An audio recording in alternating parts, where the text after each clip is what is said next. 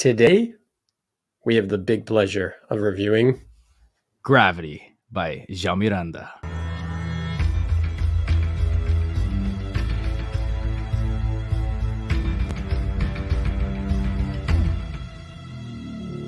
I'm pumped for this review, though. This is a sick product. Right. I'm going to say the most magical product that we've reviewed. What's going on, guys? Tonight, we are talking about the FPS Coin Wallet. Let's get into it.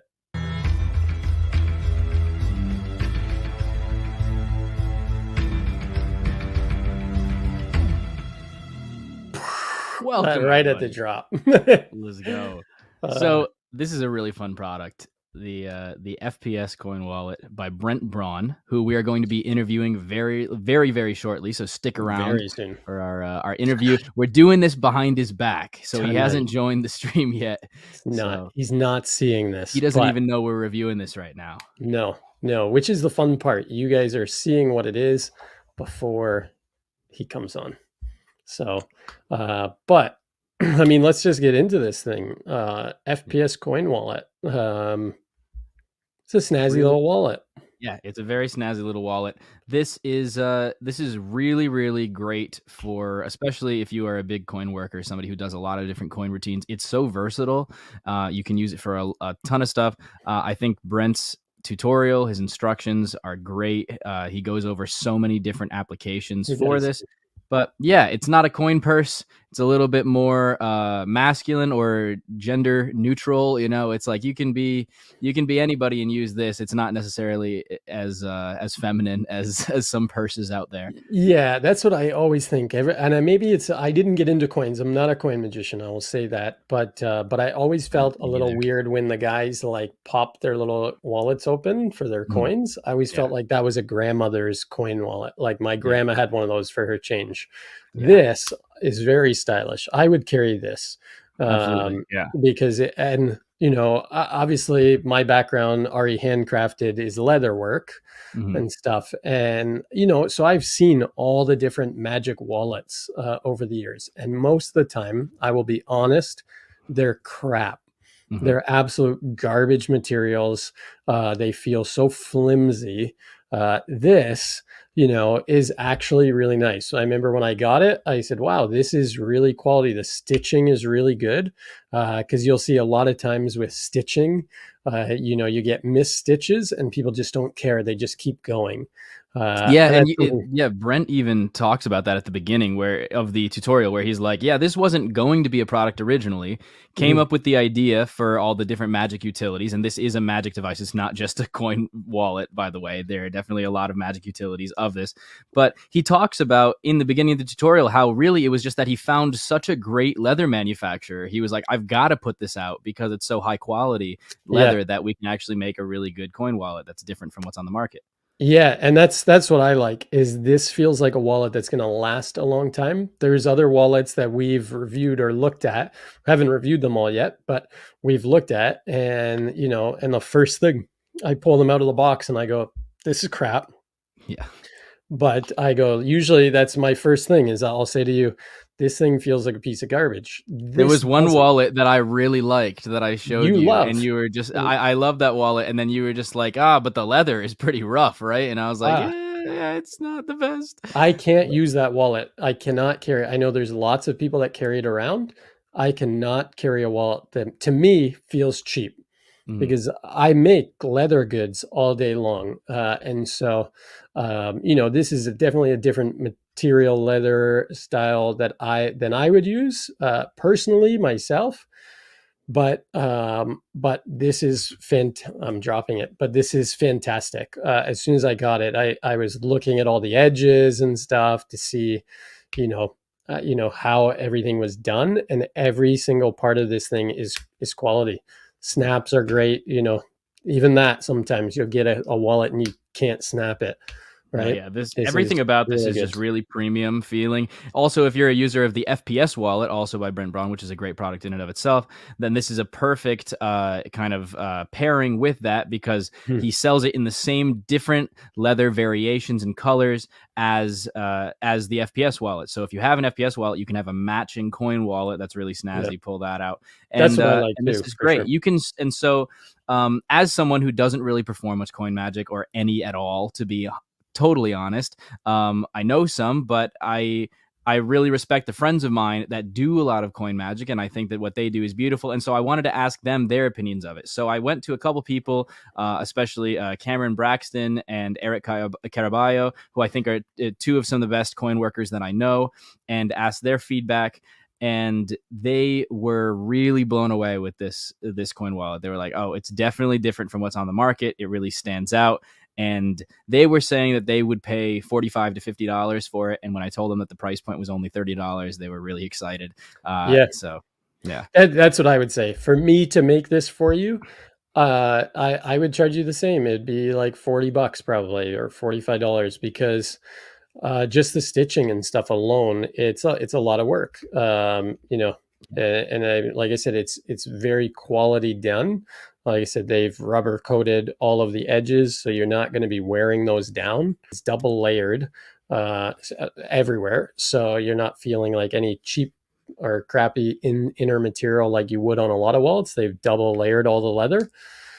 yeah. So I would easily say this is worth more than the $30 that they're charging. Yeah, and you can be really really creative with how you use this when it comes to you could store like 4 to 5 Morgan silver dollars inside of this thing, Yep. and it has this extra backpack functionality, which is really nice, so that which you could use for either having an extra coin that doesn't come out when you dump the coins out, but then you can steal and load in for for a secret reveal or a method for a routine later. You could also make things appear inside of the wallet, so you could have an extra coin or two appear in the wallet later on in the routine because of that secret storage functionality, and the ability to both load and retrieve things from this super easily and instantaneously within the routine. That's kind of why it's the FPS wallet. And yeah, it's just great in all those functionalities. I was talking to Cameron Braxton. He immediately, the moment he saw it, came up with new functionalities in this that weren't even included in the tutorial, such as using this for the Hanping Chen move.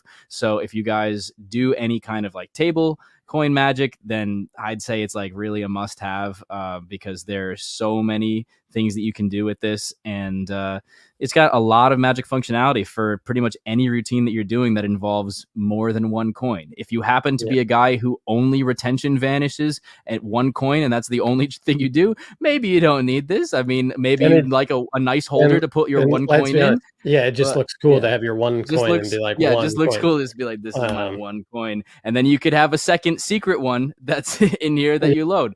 But that's it. it's really really great. Also, the fact that this is going to last you a lifetime. There are no fragile components inside of it. The way Yeah. that the leather was designed, the points that are stiff and the points that are soft are really well manufactured, so that this does everything that it needs just with the leather functionality alone. So this can Yeah. really last you a lifetime, and So the more you wear it in, the better it gets. the question of the hour is, scale of 1 to 10, what are you rating it? I'd say as a coin wallet, I would give this. It's tough because I'm not an expert in coins, but I'd say an 8.5. 8.5, nice. As a leather worker and someone that appreciates the work that went into this and the craftsmanship of it, I'm going to say this is a 9 out of 10. Obviously, for a coin wallet, compared to, we just reviewed the gravity reel. Obviously, on a scale of the gravity reel and this, they're two different products. But Yeah.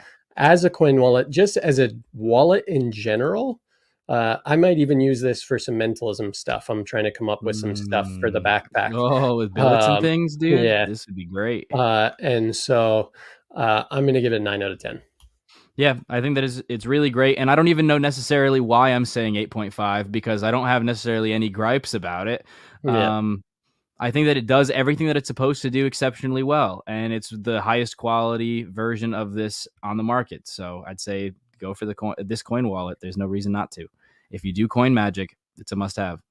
That's why it's nominated for one of the tricks of the year right now. But where can they find this? Well, for a limited time, you can get it for the next 72 hours on allaccessmagic.com. Check out the shop. And if you're one of our patrons, I mean, you're getting discounts on it. You're getting huge discounts on it. If you're a $10 patron, then you're getting 10% off. If you're a $25 patron, you're getting 20% off of this. So you're getting just a huge discount marked off of this incredible product. So definitely check it out. And Gravity Reel is still up right now. So check out Gravity on our shop as well. Now, without further ado, let's get to the episode with Mr. Brent Braun.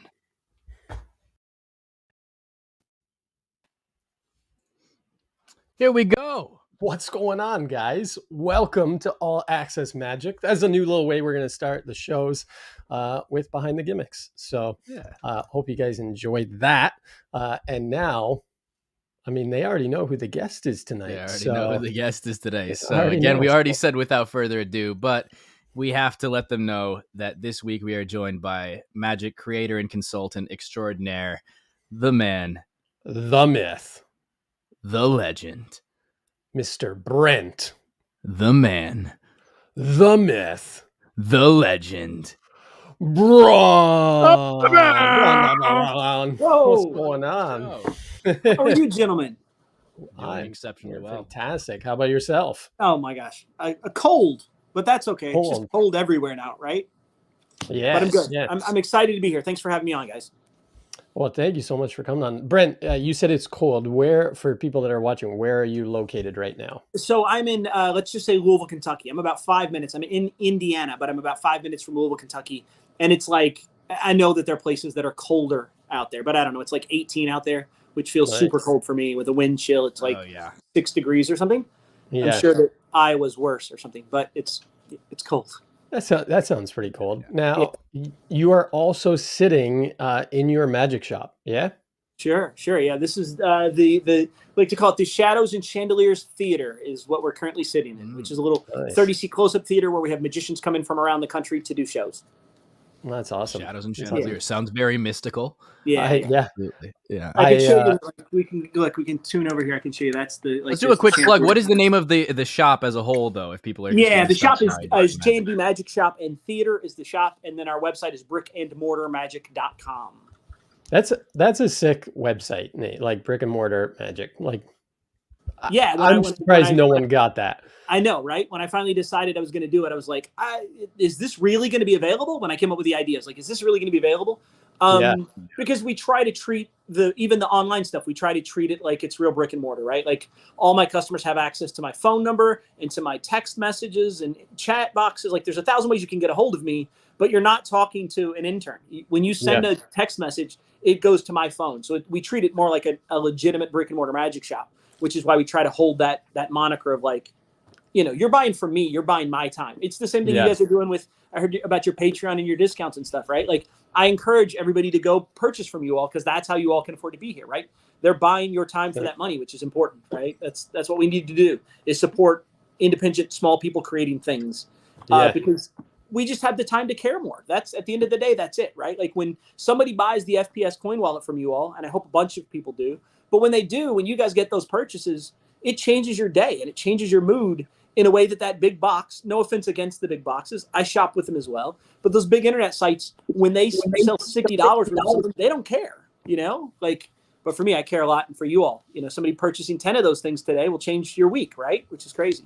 That's it. That's the cool part is like every time we get a patron, we immediately hop on the phone with each other. We're like, hey, we got a new patron and stuff, right? And we're excited. And, things like we did games night with all the patrons last week. The best. I think that's been such a huge thing has been really the community engagement with our patrons. It's been amazing, like becoming friends with them and getting to hang out and see we have some pretty cool people that are in the Patreon. We had hilarious times. I was not expecting how much we were going to be laughing during the game night. That was great. Yeah. No, and speaking of that, we'd like to start off the episode just shouting out all of our patrons really quick. Thank you so much to Grant H, Ben Jones, Leonard, Michaela, Thomas Conger, Drew P, Denny Corby, Pavel, Garvin Smith, Christopher Garrard and Rob Burns and Leo. So thank you guys so much for all your support. Awesome. Yeah. Yeah, we were. I was almost crying last week laughing when we were playing some of the games. It was pretty fun. But That's awesome. but I love, like you said, I have already handcrafted, and for a while when I first opened the site, because it's an online site, I had everything. I had all my phone number and everything, but then I was getting phone calls from like different countries at 3 a.m. in the morning going like, hey, can I get a card clip and stuff? And I was like, oh, this is crazy. I'm not sleeping at all. But yeah, but I appreciate that. That's super, super awesome. And now, hopefully no one's spam calling you and stuff, but yeah, but we I still love get it. that, right? That Yeah. always obviously will always happen. But I'm also good about understanding who's in my database and actually buying from me and who isn't. And I'm not afraid, because I don't need to have 1 million customers or 1,000, like whatever, because I don't need to be Penguin Magic. If somebody's bothering me, I just don't sell to them anymore. I just fire them as a customer so I can spend more time with the people that I care about, the people that care about me, right? Like, I like the idea of firing somebody as a customer. Oh, it's the best. It's the best thing you'll ever have. No, it's the best thing you'll ever have. When somebody calls and complains and they're like, I saw this discounted somewhere else, and you're like, I'm sorry, we just don't operate that way. If you want, I can send you a link to their shop and you can buy it directly from them. Hell, you could have probably already had it in your house. Why are you wasting my time? And they're like, you can't talk to me that way. And I'm like, do you know who I am? I own the place. I can do whatever I want. And they're like, well, I won't buy from you. And I go, and I don't care. Thanks for calling, right? Like, it's true though. I find the same when you do a live gig and stuff too. Like, you have some clients that like really appreciate what you do and really respect what you do for a living. And then you have some that are like, I'm above you. You're the entertainment. And I'm like, and I will never work for you ever again. That's it. That's it. I'll take my paycheck and see you later. Right. I do this because I love what I do. I don't love what I do when my customer's a jerk to me, right? I just don't have the time for it. So, and I'm lucky enough that I have those few hundred customers that help keep us open and help support us in a heavy way. And that just means that we can be successful, right? So I don't need, like some customer that's just going to call and waste my time and complain and then buy it someplace cheaper anyway. And then call, I just, it's just not worth it. Yeah. And that's the real thing is being brick and mortar, is that you have that personal relationship with the customer, and that and the thing we talk about now, it seems like a lot of it's curated and it's really good effects, really solid things. You're not like Penguin, where it's just literally every single thing on the market is thrown up there and there's good, bad, and everything in between. Yeah, and I talk a little bit about that in my group, right? And that is that, like, when you're a big box and there's a new product that comes out, and let's say it retails for $100 and you're going to sell 1,000 of them, if you decide that the ad copy is bad or the product's bad, if you make the decision not to carry it, it's going to cost you $100,000 in revenue, right? The same product I'm going to sell 6 of, which means if I decide not to sell it, it costs me $600. Look, I would probably sell out for $100,000, guys. If I had that customer base, I'd probably lie to you to sell you stuff also.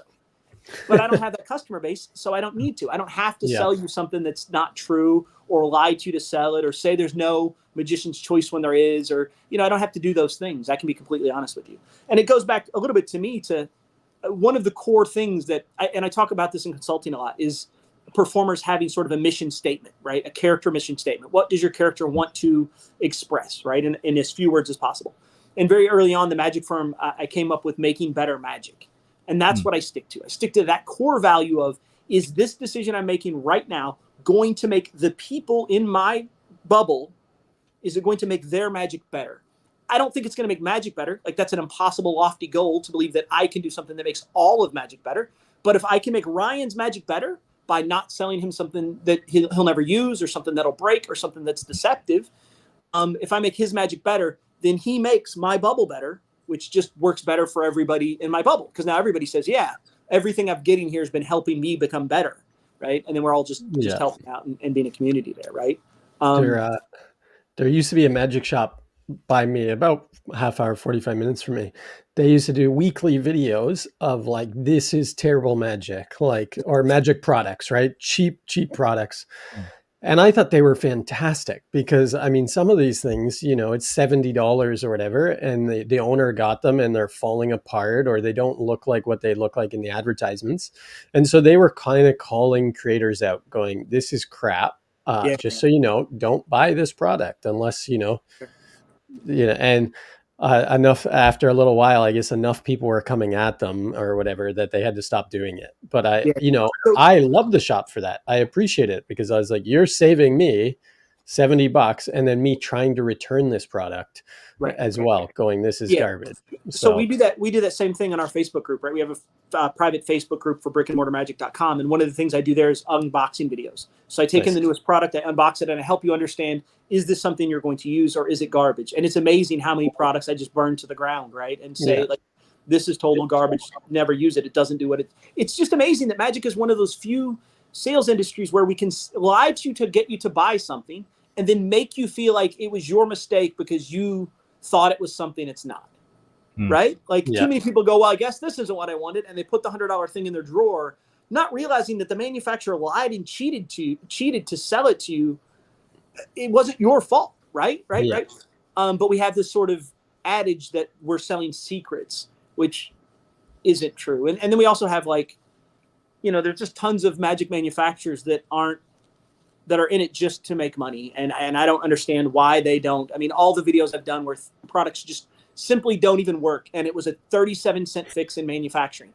And they don't even put 37 cents more. Like, I just say, just care more. Just care 10% more to put the extra 35 cents into each one to fix it. And they don't. It's so bizarre and so hard to understand. So, yeah, it's weird. Yeah, there are way easier ways to make money than to sell deceptive magic tricks that are not good. Like, why? I mean, especially in this community, it's like you might as well just be passionate about it and try to contribute something rather than thinking that you're going to just do it as a money grab. Yeah, and recently we've seen videos, like promo videos, that are designed to show. They create a trick that has multiple methods so that they can show the same trick 3 times in the trailer, and you can't ever catch the method because they're switching the gimmick between each video to prove to you that it's not what you thought it was. Does that make sense? Yeah. It's crazy, but there's this new, I don't know how freely we can talk here without getting in trouble, but I don't care. We can talk as freely as we want, man. I was going to say, have them email me if you want, but there's this product that somebody put out, I don't know, called Flat, which is like the steel ball bearing that vanishes. And it's very clear that it's in his hand and it rolls back and sticks to a magnet on his wrist. But then they show it again from the other angle and it clearly doesn't roll back. And that's because you get like 4 gimmicks, and one of them is a metal ball on a pull that goes up your sleeve, and then one of them is a wrist, and you can't use them all together. There's no way you could sequence them to work right, but all they want is 3 individual clips that cancel the method of the other individual clips so that you'll buy it and go, wow, this is a steel ball that really just vanishes. Yeah, right? Which it's not. Right? That's diabolical. It's horrible, right? But I totally understand. Like, it's genius and horrible all at the same time. Yeah. It's genius for selling something, for sure. But it's terrible ethically what they're doing. Absolutely, right? They're selling a thing that just can't be done the way that it's done. And then, of course, it comes with a 17-minute video or something that doesn't explain to you how you would use it in a routine. It's like, if you want to use this one, use this one. If you want to use that one, use that one. We've seen a couple bad ones recently, right? We saw, again, have you guys seen this coin vanish called Presence? I haven't. It's a coin vanish that's sort of like Fickle Nickel. But it's 3 feet of thread wrapped around your ear to make a coin vanish. That's all I'll say. What are you doing? I mean, honestly, I feel a similar way about a recent product that's come out that is a watch that its only utility is to vanish a coin. I don't understand. And it's like, the thing is that it's also not a functioning watch. So its only utility is to vanish a coin, and the people that are promoting the product are people who I know many other ways to vanish a coin other than needing this very specific watch. And maybe the watch is great for some people, but I haven't handled it. But just watching the trailer, I was like, "What? Like, why do you need this? There's so many other ways to do this." In the group we've been talking about, we keep using #bracelet. Let's be honest; it's not a watch. If it doesn't tell time, it's not a watch. That's right? true. It's a bracelet. It's just a fancy bracelet. I don't care what you say. And it doesn't even look like it tells time, right? Like, it's supposed to look glossy and black, and that makes it look like a smartwatch. But even a smartwatch that doesn't ever come on or tell time, like, and who's supposed to buy this? Like, kids that like, people that don't have sleight of hand skill, so they're not professional performers, and they walk to school with a new watch and nobody's going to realize that their watch never works. Yeah. Like when And I'm hanging out with in you the in the watch, trailer, they're like, "Oh, if they think that it's under your watch, take the watch off and hand it to them." And then it's like, okay, well, what's step 2 when they realize that this is a fake watch? And they right, can't. right, Yeah. right, yeah, right. Button It's doesn't so work. They're like, it's "Oh, that's weird. it's so bizarre. Listen, Why does this watch have a dead battery all day, every day?" Scotch and soda meets watch might be the silliest product idea I've ever heard of, right? Yeah. Although I do have to say, there's a guy in our group, and again, I won't give his name because I don't have permission. He does it, but he puts the coin in backwards. So now it's a comedy bit because it's not in the watch. And then when he turns over at the end, the face of the watch is now the Is coin. the coin. That's Hilarious. actually funny. I think that's the way you use it, right? Like, Yeah. you know, so what you do is you do the vanish or whatever, and then you go, and I have no idea where it goes. And they're really freaking out. And you go, but eventually I find it just takes time. And now they see it there. And it's like, That's great. that's the way to use it, right? As a comedy bit. Yeah. But that's the other thing, right? The watch is also like plasticky and cheap because they're selling it for like $40. I don't know how they do it. I don't know how they manufacture it for $40 and sell it, right? It's crazy. Yeah. It might be 50, but it's right around that point. Like, no, I remember seeing it's pretty cheap. I was Yeah. like, wow, that's actually really cheap. yeah, So so bizarre. Lots of products out there like that, right? Right, and it's just frustrating. But the one thing I will give Illusionist props on that product is very clear in the demo video. They did make it clear as to what it was. So if you bought it, I think you knew that you were buying a Scotch and soda watch before you bought it, and at least that's an honest game, right? Yep. That seems to make sense, right? Yeah. I would say the same. I would agree with that because, I mean, we've watched some trailers and stuff for things to review, and it's like, oh, 100% examinable. And then we're like, no, it's not. Right. Like, we know the gimmick that is not examinable. Like, Sure. how do you say 100%? Well, the truth is, Ryan, you can say 100% examinable. You just have to, with the idea that it's 100% examinable. 100% of people will find the gaffe. But they can examine it. Right? If they can look at it all they want, they're just going to find the gaffe. That's the thing. It's like, it is 100% examinable as long as you hand out 51 cards and not 52, and it's like, well, then no, then it's not, you don't end clean. I'm very interested in our upcoming review on the product that we were both talking about. That's a deck where it says it's 100% examinable. And we're like, no way. This is examinable. But I'm excited for that one too, because it actually looks really, it looks really like it's awesome. An amazing effect, but just be more transparent with, I don't know. Yes, you can have them examine something after you steal away or ditch the stuff that they can't look at. But would you like to say, by the way, when we sorry, what were we gonna say, Brent? No, I was gonna say, I think the proper phrasing for that is ends 100% examinable, right? If you add the word ends to it, then I sort of go, okay, I'll give you the justification that I do the trick, and then to end it, I steal a piece off. As long as that piece is easily removable and it's stealable and it's hideable and it's not a giant thing that I have to sort of, then I can sort of, and that's, we are talking about a little bit of minutia here, is like what words we can use and how we can use them. But I think just try to be honest with it. When they're showing at the end of the trailer, the thing just happened and they go, and it's 100% examinable. You go, no, these aren't. You didn't show the steal. But if you do the same thing, but I see him steal before he does it, then maybe I'm okay with that. If it says ends 100% examinable, it's just.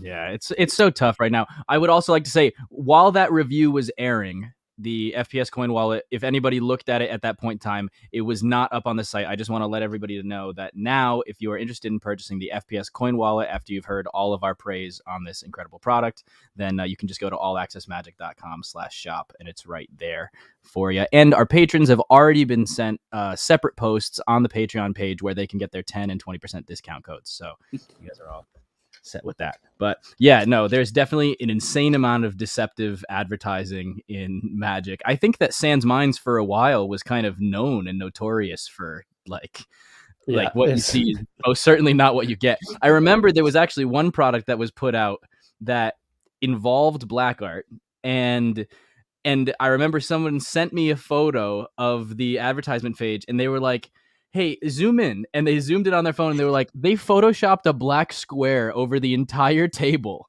just so you wouldn't see what the actual mechanism looked like, because it does not look like that in person. But that's hilarious. It goes back to that fickle nickel thing that was wrapped around his ear. During the entire tutorial, the guy keeps saying, I'm going to show you the exposed angle. And he keeps saying that because there's only an exposed angle. right?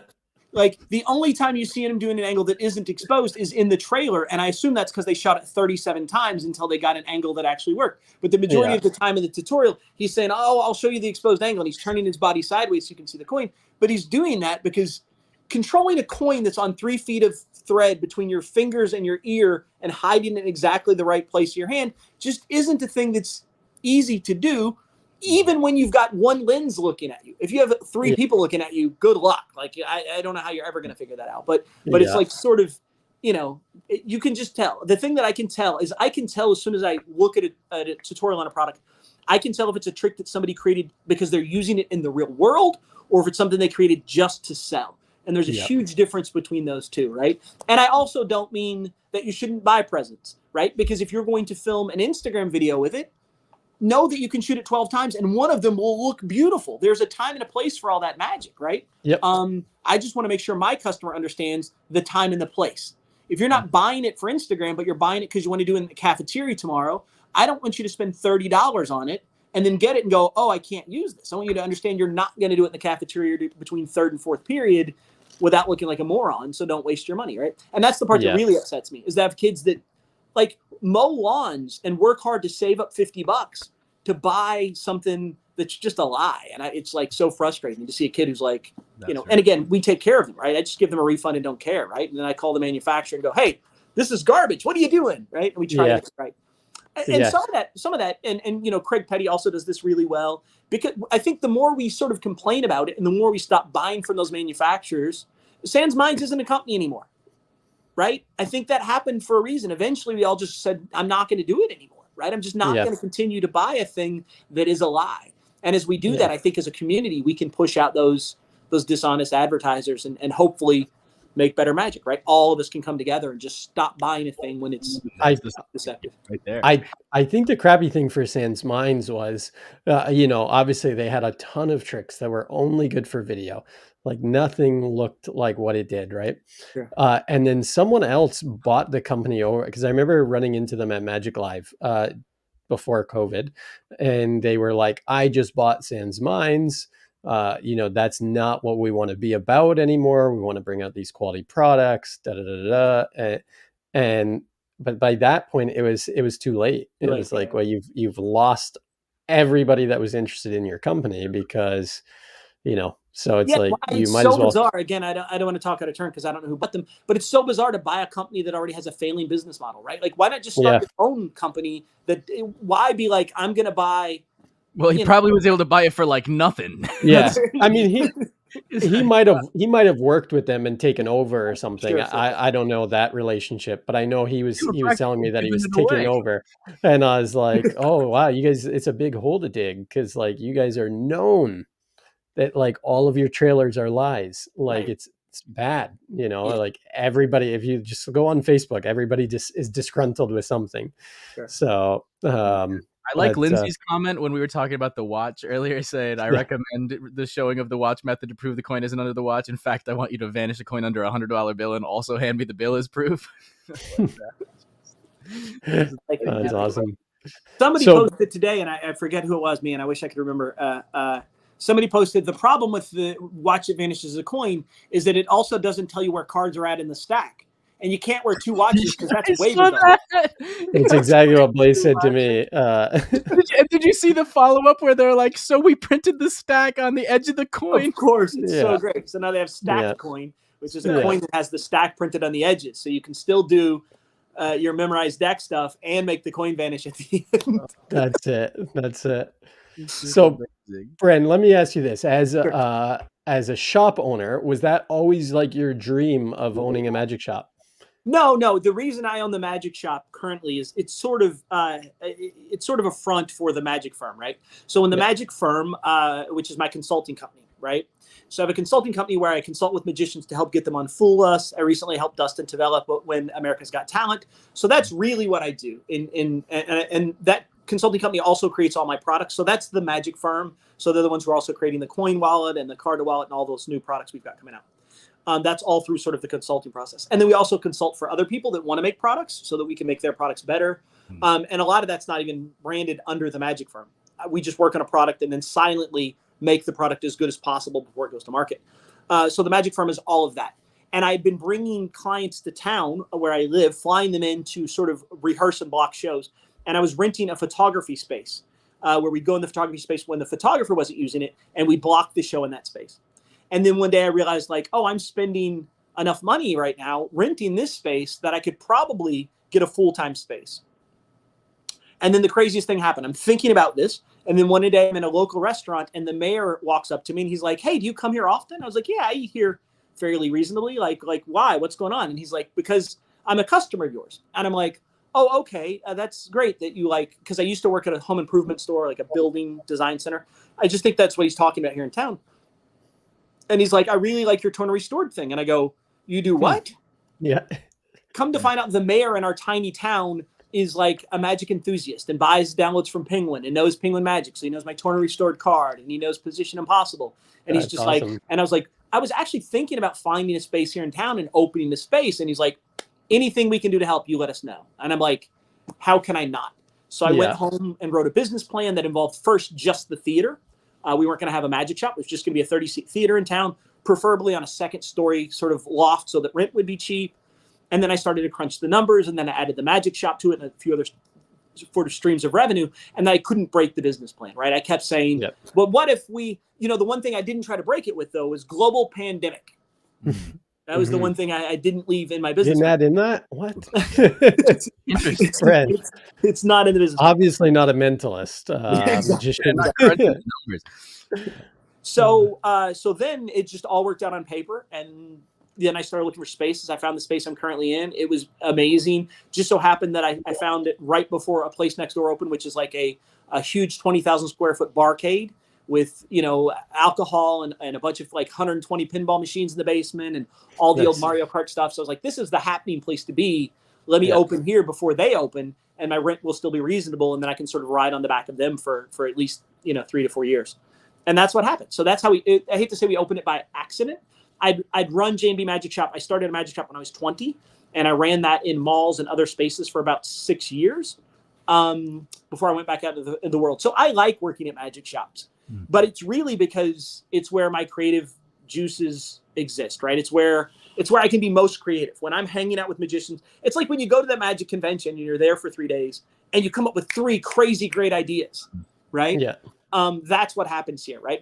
I'd come up with 3 crazy great ideas because I'm constantly in front of people and I have a place to test. It's sort of like working the streets or working a restaurant. If I come up with a new idea, I can put it in front of 500 people very quickly to know if it's good or bad, right? Which means when I release a product, I know that it has value because I've seen it in front of a real audience for an extended period of time, So it was great. So it was all sort of a mistake, right? But it worked out. Because now I have a theater to consult with the people in. I've got a magic shop out front where magicians come in to hang out. I've got everything I want, right? Also, the magic shop's only open 4 days a week, so it's not like I don't have to have employees. I don't have employees, right? It's just my wife and myself. It's a 2-person team, and that's the stuff I don't like dealing with, right? That's why I don't want to be a huge distributor or a huge magic shop because I don't want to have 17 employees, right? Like I don't. All that stuff just comes with problems for me. And right now we do fairly well. And, we're feeding the kids and making a living, right? I love it. Nice. What percentage of your work is performing versus consulting? Do you do much performing anymore? Or is it pretty much all just working with other magicians, creating behind the scenes and constantly developing new magic? Yeah, that's a great question. And one of the things that happened was when I took I took some time away from magic to go work for a day job. And then that's when I started the magic firm, the consulting company. And I started consulting for other people and I was creating magic for them when I wasn't creating magic for myself. And it really taught me a thing that I think some consultants lack that really helped me. And that is it taught me to write in other people's voices. It taught me to watch you do a thing and watch the show and then not write my material and sell it to you, or not write my material and hand it to you, but to write material specifically for you. And I could do that because I'd lost my voice. I wasn't performing, so I didn't have my voice. So instead, it was very easy for me to watch what you're doing and then write to you. So that 3 or 4 years that I was doing that just really sort of made me good at asking the questions to find out what you're really trying to do and what you're really trying to say, and then finding what jokes you think, what jokes will work for you, what lines will work for you, what blocking will work for you, what timing will work for you. So that helped a lot. But right now, performing magic outside of the magic shop, outside of our theater, when we do things in here, I'm doing no gigs, right? I'm not doing any corporate work. If somebody called me tomorrow and said, hey, we got a corporate gig we want done in Texas, I would send one of my consulting clients, right, to go do it, because I know they're going to do a better job. I know they're going to be paid better, and I know I'm going to take a percentage of it for just sitting home that weekend, right? So it just makes sense for me. I don't perform that often. Now, I do still perform all the products that I create in the magic shop, out at bars, at conventions. You know, I would have done, you know, that coin wallet for a year and a half before I released it, which means I pulled a Sharpie out of that thing, I don't know, 22,000 times, 2,500 times. Like, I pulled it out a lot to understand that crazy move. Like, I can't explain how that thing works.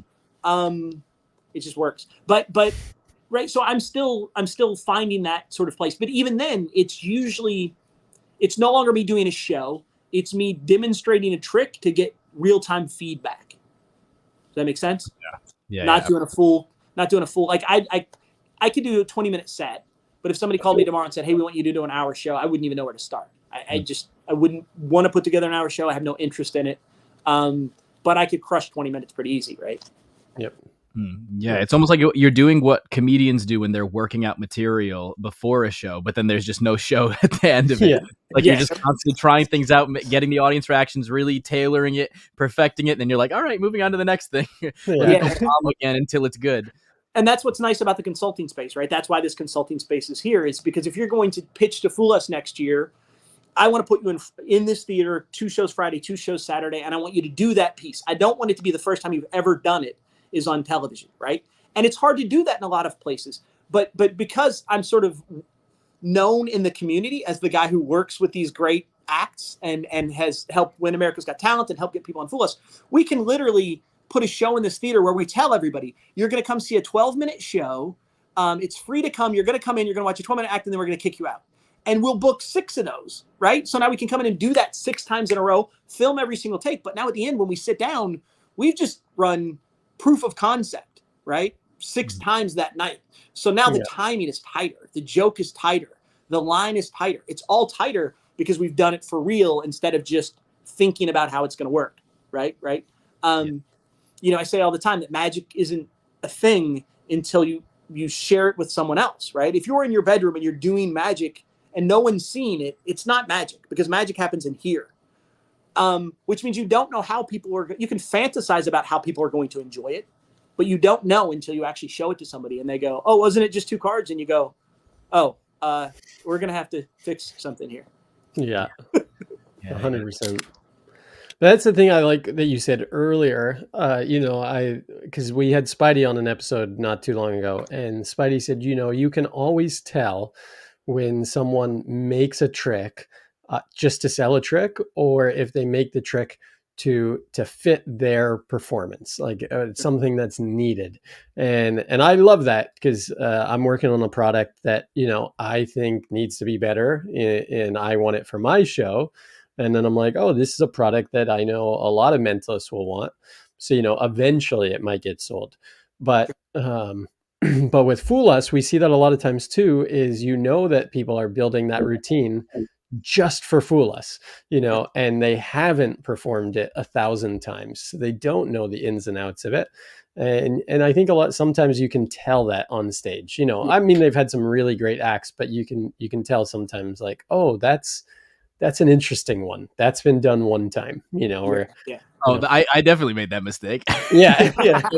I would have most certainly done an act that I had just like performed a million times, knew was totally solid in front of audiences, but I was so excited about the methods that I was using and showing them to Penn and Teller that I was like, all right, I'm going to just make this act. And it was the first time that I had really done that act. I mean, obviously I'd rehearsed it a ton of times, but to get that proper audience feedback versus just guessing about how people are going to react to it is a very interesting challenge. And once we get into season 5, 6, 7 of Fool Us, all the things that we do as workers are sort of taken, right? You can't you can't do Build to Impossible Location because that was done on season 2. You can't do Cards Across because that was done on season 3. At some point right now, we're in sort of this weird part of the meta of the game show where almost everything you're going to see this year, or a majority of what you're going to see, was created specifically for the show, because it has to be in order to stand out from all the stuff that's been done, right? We have to go in and say, specifically, we're going to do this trick, and then we're going to write it for the show and either make it fit the sort of meta of the show, or we have to write it to sort of get attention in a different way. But if you send me your best, very few people in the world are going to send me their best 8 minutes tomorrow, and that best 8 minutes is going to be unique enough to go on this show after 6 seasons, right? It's usually going to feel like something that already exists. There are a few exceptions to that rule, but most of those exceptions have also already been on the show, right? So I would say, I mean, how many variations of pick a card are there? I mean, there's definitely a million of them, but how many can feel different and not tangential or derivative at this point?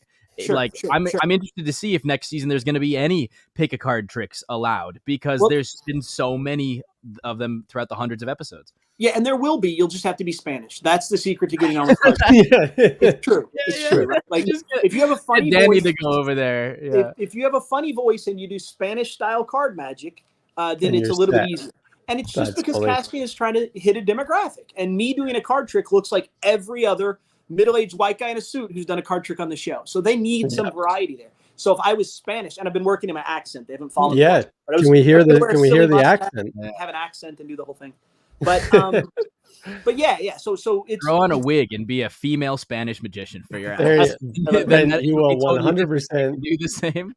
So we have, like, last year I had 5 clients on the show, and every single one of them was an original piece we'd written just for the show. Like, think about that. None of them were doing their 100,000 timer. Nobody was doing a trick that they'd done before. Almost every single person on that show was doing, well, that's not true. Zach Mears did a trick that he's been doing for a while, but we changed the method and we changed the presentation entirely, right? So it's not like he was doing it the way he'd done it a lot. Now, we still blocked it and rehearsed it a lot. So he performed it, 30 times before he did it on the show, but not hundreds of times. It wasn't his A material. It was material that we spent time on the phone developing specifically for the show. Because you can't get on the show any other way. I mean, it's just really hard to get on without creating new material now, Yeah. Bray says, I'm over here drinking blood. Nope, just water. Just water. Just water with the red water.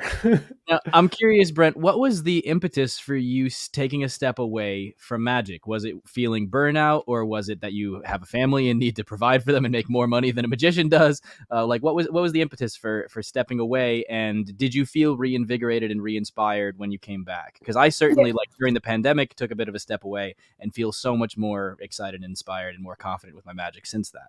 Yeah, so I had a magic shop open in a mall, and I was open there for, I'm not good with numbers, but 4 or 5 years. And that means I was running it myself. So I was in that mall 50 to 60 hours a week, right? Every day, except for maybe Sundays. I don't know. But we were, I was in there a lot.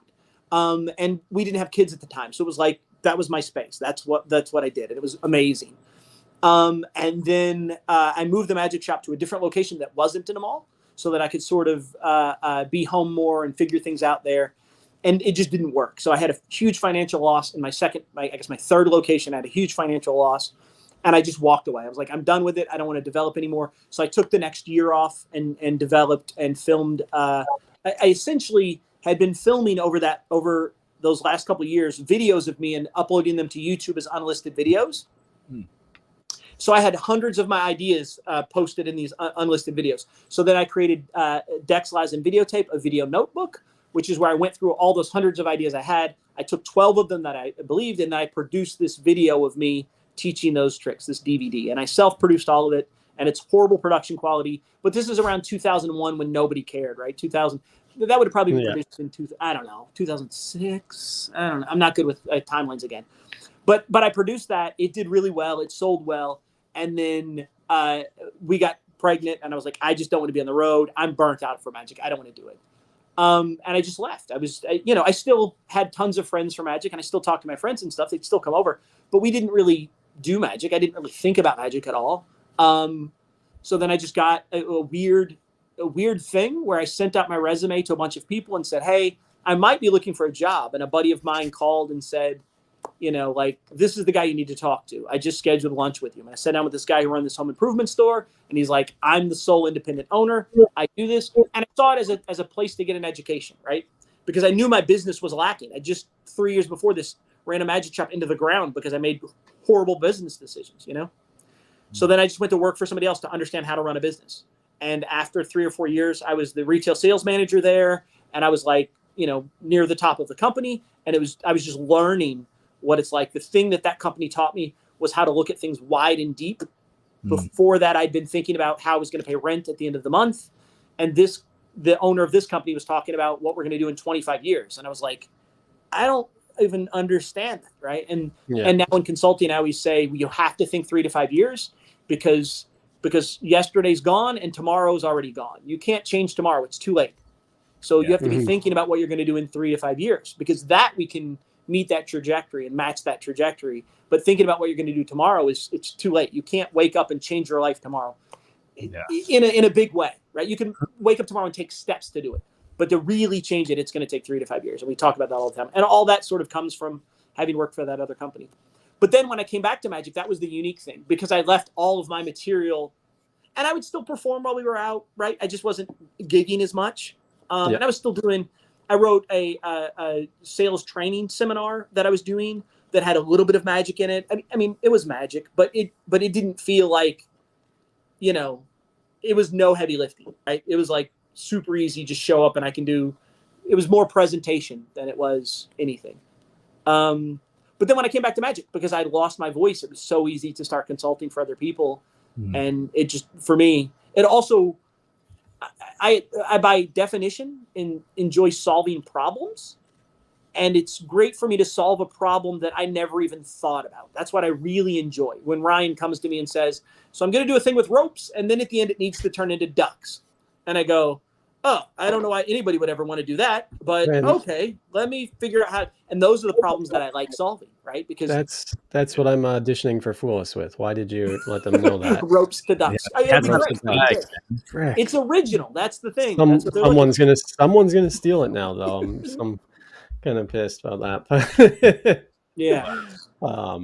But so it was a little bit. I mean, the real answer is we got pregnant. It was a little bit of burnout, and it was a little bit of I thought I'd failed in Magic and just needed time away. I needed time to sort of let my brain exist and to educate myself more in business, because the shop didn't fail because Magic wasn't good. The shop failed because I was failing on the business side of things. So I needed an education, not in Magic, but an education in business. Yep.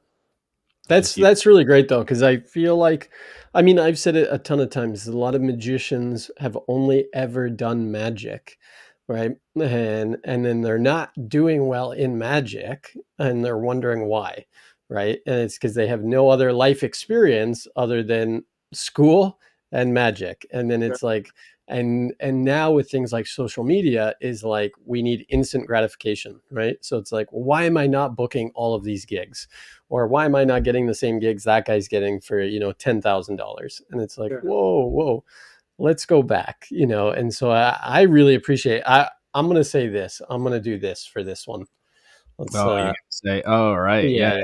Okay. Well, give me, okay. Gold nugget. I'm going to say that's a gold nugget, Brent. I'm going to say, and only because you went outside of your comfort zone to educate yourself more, to then become better at what you wanted to do, which I think is so important. I think a lot of people don't do that, and I'm going to say this, we've set up now with Audible, right? And both of us, I'm constantly like, oh, there's a new book I want to listen to and stuff, because this person is better at business than I am. And so hopefully I can take a gold nugget from them to make my business better. And I find like so many magicians, and actually one of our mutual friends, Denny Corby, he was the guy that got me into Audible, and he's like, read this book. And as soon as I did that, I was, hooked. And it changed my life and how I think about things. And I thought I was already half decent at business. So the book that you were talking about, was your first one on Audible, The Third Door? The Third Door, yeah. Yeah, great book. And I'd also, something that immediately popped into my mind with what Brent was talking about, with the idea of mapping your life out 3 years out at least is so important. And there's a book that I just finished. The most recent one that I finished on Audible was Vivid Visions by Cameron Herold, and it's really, really great. And he talks about how he transformed so many different businesses, being brought in as a business consultant. He also is the CEO of multiple businesses that are, billion-dollar companies, but he also was able to bring up the revenue a huge degree with different companies and allow them to set themselves apart by mapping out where they wanted to be in 3 years. And that's kind of like the same parameter that he always talks about, is like, you have to make a vision for where you want to be 3 years out, because he talks about a thing called a BHAG. He's like, you've got to have big, hairy, ambitious goals. I think is like what he talks about. And it's basically just the idea that it's so out there that it seems almost impossible. But once you have this very solidified vision of exactly where you want to be in life or where you want your business to be, then you can start working backwards and then implementing those steps on a day-to-day basis. And there was another guy, Brandon Turner, that I was listening to, and he was talking about the MINS. So you have your vivid vision, and then you have your MINS, which is what is your most important next step. And he kind of lives his life that way. So yeah, if people are interested in checking out Audible, we have this site. You can go to audibletrial.com/magic, help support the show. You get a free trial and you can listen to some incredible audiobooks. Are there any books that you've read or listened to recently, Brent, that you really liked, that felt were not outside of the magic realm, really? So most of that experience for me is now coming from real world experience, right? Like, so there's a book in magic I've read called A Book by Anton. That's one of the best books I've read in the last 3 to 5 years, right? It's just really good at sort of changing my perspective on a lot of things. That's a magic book that has 5 or 6 tricks in it. I don't know how many, but it also has like theory, but the theory's not sort of based in theory essays. It's sort of based in, here's the reason I do this trick. And I ask her name first because I need this information here. Like, it's very practical information where you're like, oh, I get it. I understand that concept. It's not like, strong magic where we're talking very deep concepts about never, like, it's very specific. This is the reason I'm making these decisions when I'm putting together these pieces. And it's inside of the piece that makes it really good. That's been one of my favorite books I've read recently. Past that, no, it's to step back a little bit. It amazes me how many people say, I want to be, or I am a professional magician. And when I ask them about a business plan, they don't have a written business plan. They don't have a written marketing plan. And they don't even understand why they would want one, or that it's a thing that even exists, right? So like, my thing outside of that would be like go to your local SBA, a small business association or organization or whatever's near you, and say, hey, here's who I am and here's what I do. Who can I sit down with for free to help me write a business plan? And what they very quickly understand is that if you want to make $100,000 a year being a magician, it's very easy to do math. You need to do one show for $100,000, or you need to do 1,000 shows for $100. But when you tell them that, I think that they don't get that perspective, right? They've never even broken down how many shows they need to do a year at what price. And had they done that, their rate would go up immediately. When you realize like, oh, I can only do 100 shows a year and I want to make $100,000, I have to charge $1,000 for anything I do. And it's not being cocky. It's not being like, there's some of these guys who go, I don't leave the house for less than $5,000. It's not being that. It's just that you have to know how many donuts you have to sell to pay the bills at the bakery. And it amazes me how many people don't put that work in, right? So most of the stuff that I've been in since we opened this brick and mortar shop for the last 3 years has been that: writing business plans, writing goals, reestablishing goals, and sort of mud hands in experimentation on what does it really take. Marketing, right? Like, but even then, I've got like the other thing you'll find at the SBA or the small business associations near you is somebody who works in marketing and really likes magic. And now I sit down and actually have mentors in marketing, right? Who charge a lot of money to sit down and talk to the local bank, but they sit down and talk to me for free and do the same thing over coffee because they like me. And that's just local networking. That's huge. And that's what I've really fallen into in this small community space that we're in now, because it's just so helpful to have a banker and an attorney and a dry cleaner and a donut shop all in my sort of local bubble. So if I need anything, we can do tricks and donuts here in the theater one night, and my bakery will just sell me donuts for free because they know I'm going to promote their bakery, right? And that sort of organization is what people I think I miss out on. But more importantly, just write a business plan, right? Go onto Google and type in, templates for business plan, and crunch the numbers and fill them out, and you'll quickly realize, like, oh, I'm never going to make a living, right? Yeah. Or if I want to make a living, here's how many shows I need to do, and here's what my rate needs to be. And that pushes you away from this sort of thinking of like, oh, you want to book a magician? What's your budget? Like, that's all sort of, for me, so antiquated, broken thinking to be like, I do shows for some people for $12,000, and then I do some shows for 120, right? Like, for me, it's just a bizarre thought. I think that we actually have some disagreement on that. Oh yeah, that's an interesting thing. Yeah, I'd like to kind of break that down, because I think that in some instances, because Ryan and I have talked about that a lot recently, with like corporate clients and the idea that, like, well, obviously you're going to charge a totally different kind of amount depending on if it's a family friend that wants to book you for a birthday party versus, a corporate client or something. But sure. Establishing rates that, obviously, if clients were to talk to each other, then it's not like you're giving them wildly different things. But also, if you don't find out their budget, then are you missing out on potential money that you're leaving on the table? So potentially. But if your business plan is designed to make you $200,000 a year, and you're meeting that by charging everybody $2,000 a show and doing 100 shows, do you care that you may have left money on the table? Because the truth is, if it's about money on the table, don't buy Starbucks coffees twice a week. That's what you're leaving on the table. If we're really going to crunch down to one specific thing, but I'm also telling you, you will get hung up where you charge. Now, let's be careful. Having that conversation with that client, I might find out what their needs are. And if they're doing a 20-year anniversary and they want it to be big and special, I'm going to pitch a very specific thing that's off a rate sheet, but I'm going to give them more than they're paying for. I will pitch a thing. I'll say, here's a rate sheet. I normally do this corporate event for this amount, but what would be great for you all is to add Magic Bingo. If you don't know what that is, let me pitch it to you. And then you pitch Magic Bingo to them and charge an extra amount of money for that because they're getting something special that's off sheet.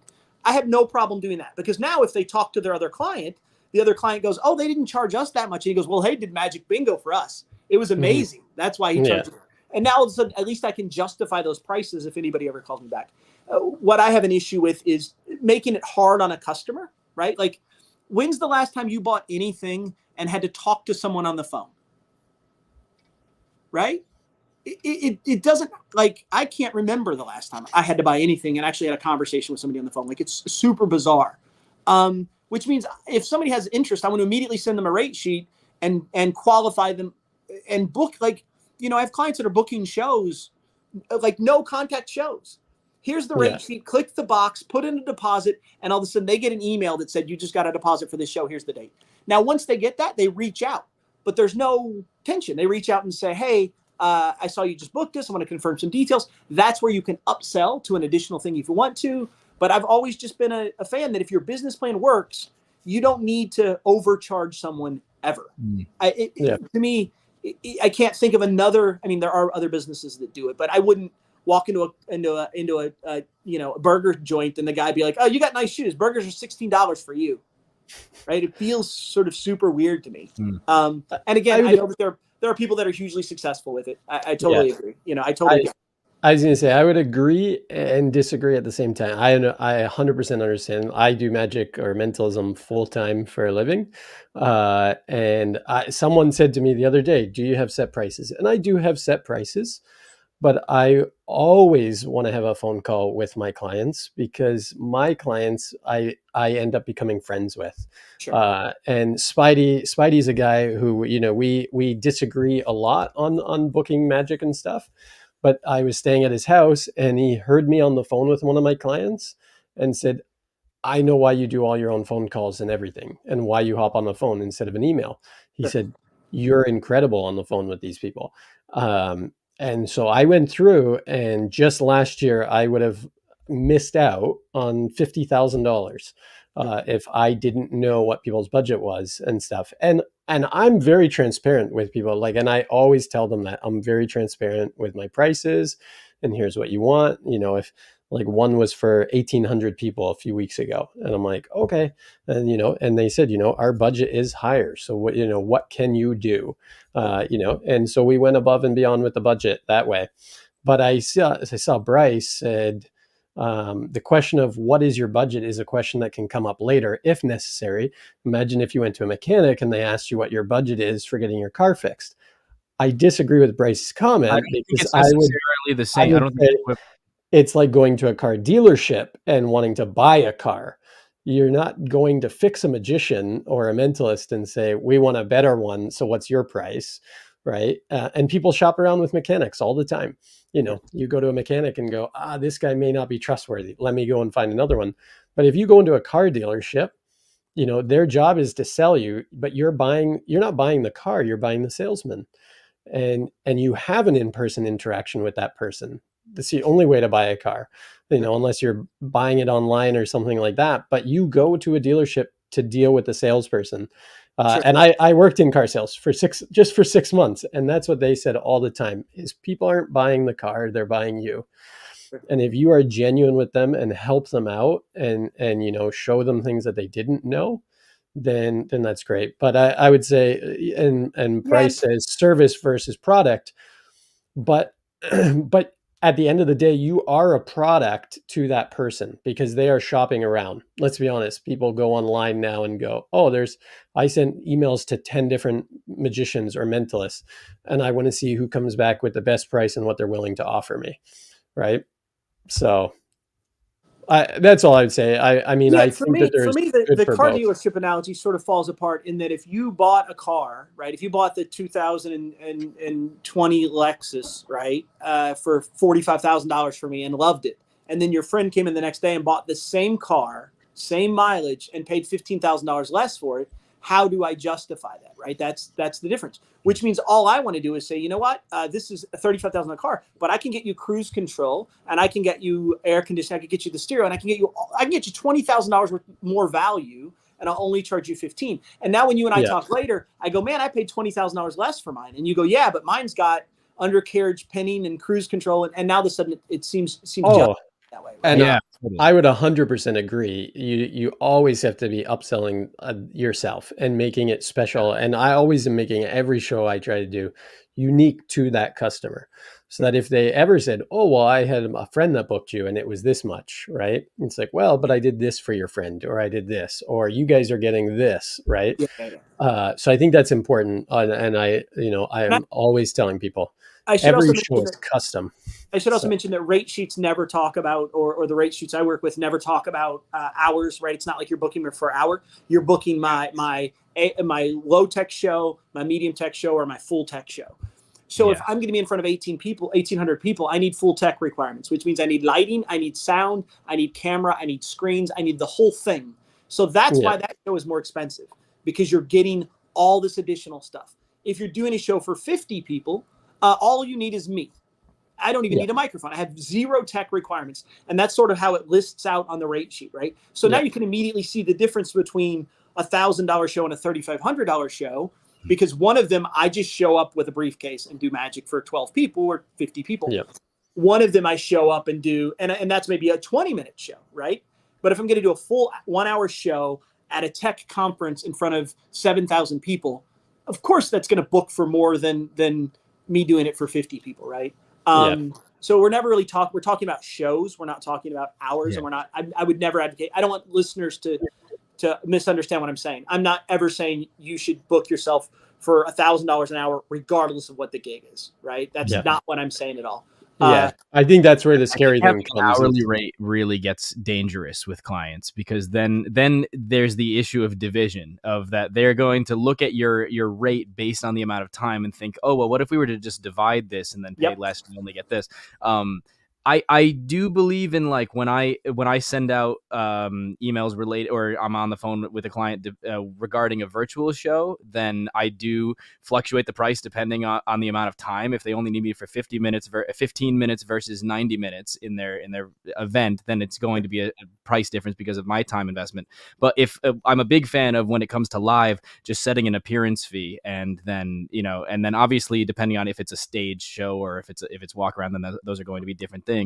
But not having it be something that could be easily divisible. I used to actually do this thing that was kind of ridiculous, and I've talked to Ryan about this. I used to, for a while, when I gave prices, I always gave prices that ended in a 5. That way they wouldn't divide it. It would be just like, I would just end it in a 5. That way it's like, they're not going to go this in 250 if they try to divide this in half. Yeah, one of the things that CJ Johnson talks about, CJ Johnson has a great book that talks about this called More Money, More Shows, I think is what it's called. And one of the things that CJ talks about is having your show in an odd number, right? So instead of charging $1,000, charge $1,375. Because now it seems like that extra $375 had to exist for a reason, right? You wouldn't just make up that number. You're like, oh, I took my cost and I divided it by something to come up with something. So now you're just less likely to get people who say, because it's like you were just talking about, please. It's like I can easily cut it in half and go, well, what will you do for $500? It's hard to do the math on $1,375, right? It's like, it's so confusing. What you can ask for? It's really funny. It's really funny. No, I never had anybody after that ask about dividing the price when I started ending it with like 25 or ending it with 75. Because they don't want to throw you 50 cents. It's confusing, right? Like, it gets so confusing. It's just hilarious. I love it. Bryce said a good thing too. He said per head cost for stage show is an option versus the flat rate as well. If you want to charge more for bigger events, it's a ticketed event show model, but the company is paying for everyone's admission. And I love that because, I work with a lot of big companies that some of them I have like really, really close relationships with, where I know that they set their budget up with $1 per head amount. And so I'm just very honest with them. I say, okay, we're going to do this event. What's your $1 per head? Sure. And I never say to them, I'm going to go at the top. I never do that, because I'm friends with them. I'm like, okay, well, can I fit in here? Yeah. And they're always like, yeah, 100%. Let's do it.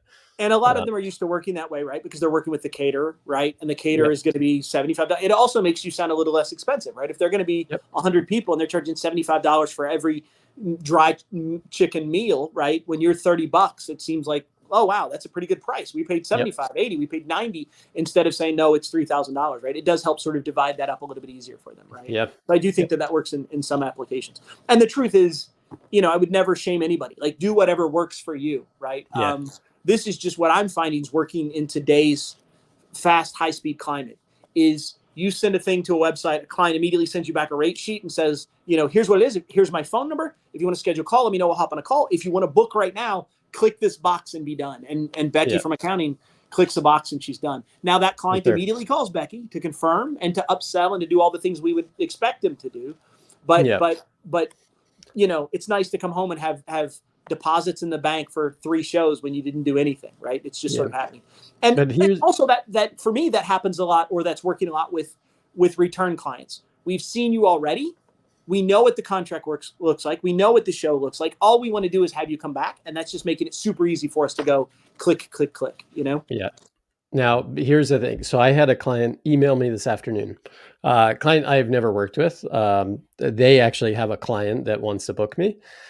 And I was driving. So I immediately called them. And I think it's even more special now. I mean, beforehand, before COVID, it was like, okay, yep, an email is great because where everybody's used to seeing people. So I called this person and I said, hey, I'm just driving right now. I saw an email come in from you guys, and I wanted to get back to you as soon as I could because I knew I had the podcast tonight and a bunch of work to do this afternoon.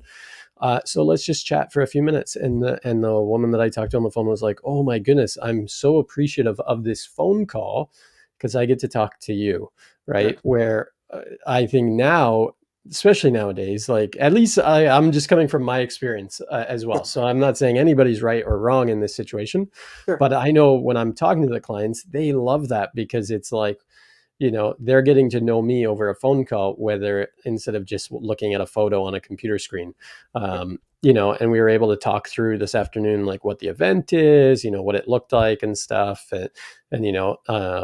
And I got a lot of information that now I can go back and go, okay, now I can sit down and write an email out where I'm targeting exactly what they told me on the phone call so that this makes the most sense for them. And I'm going to book this show. Where, someone else got that email today and went, okay, I'll email them back later. where I instantaneously, as soon as that email came in, I was like, yep, I'm gonna hop on a phone call. Yeah. And and like I said, they immediately were like, wow, that was so awesome that you called us like right away.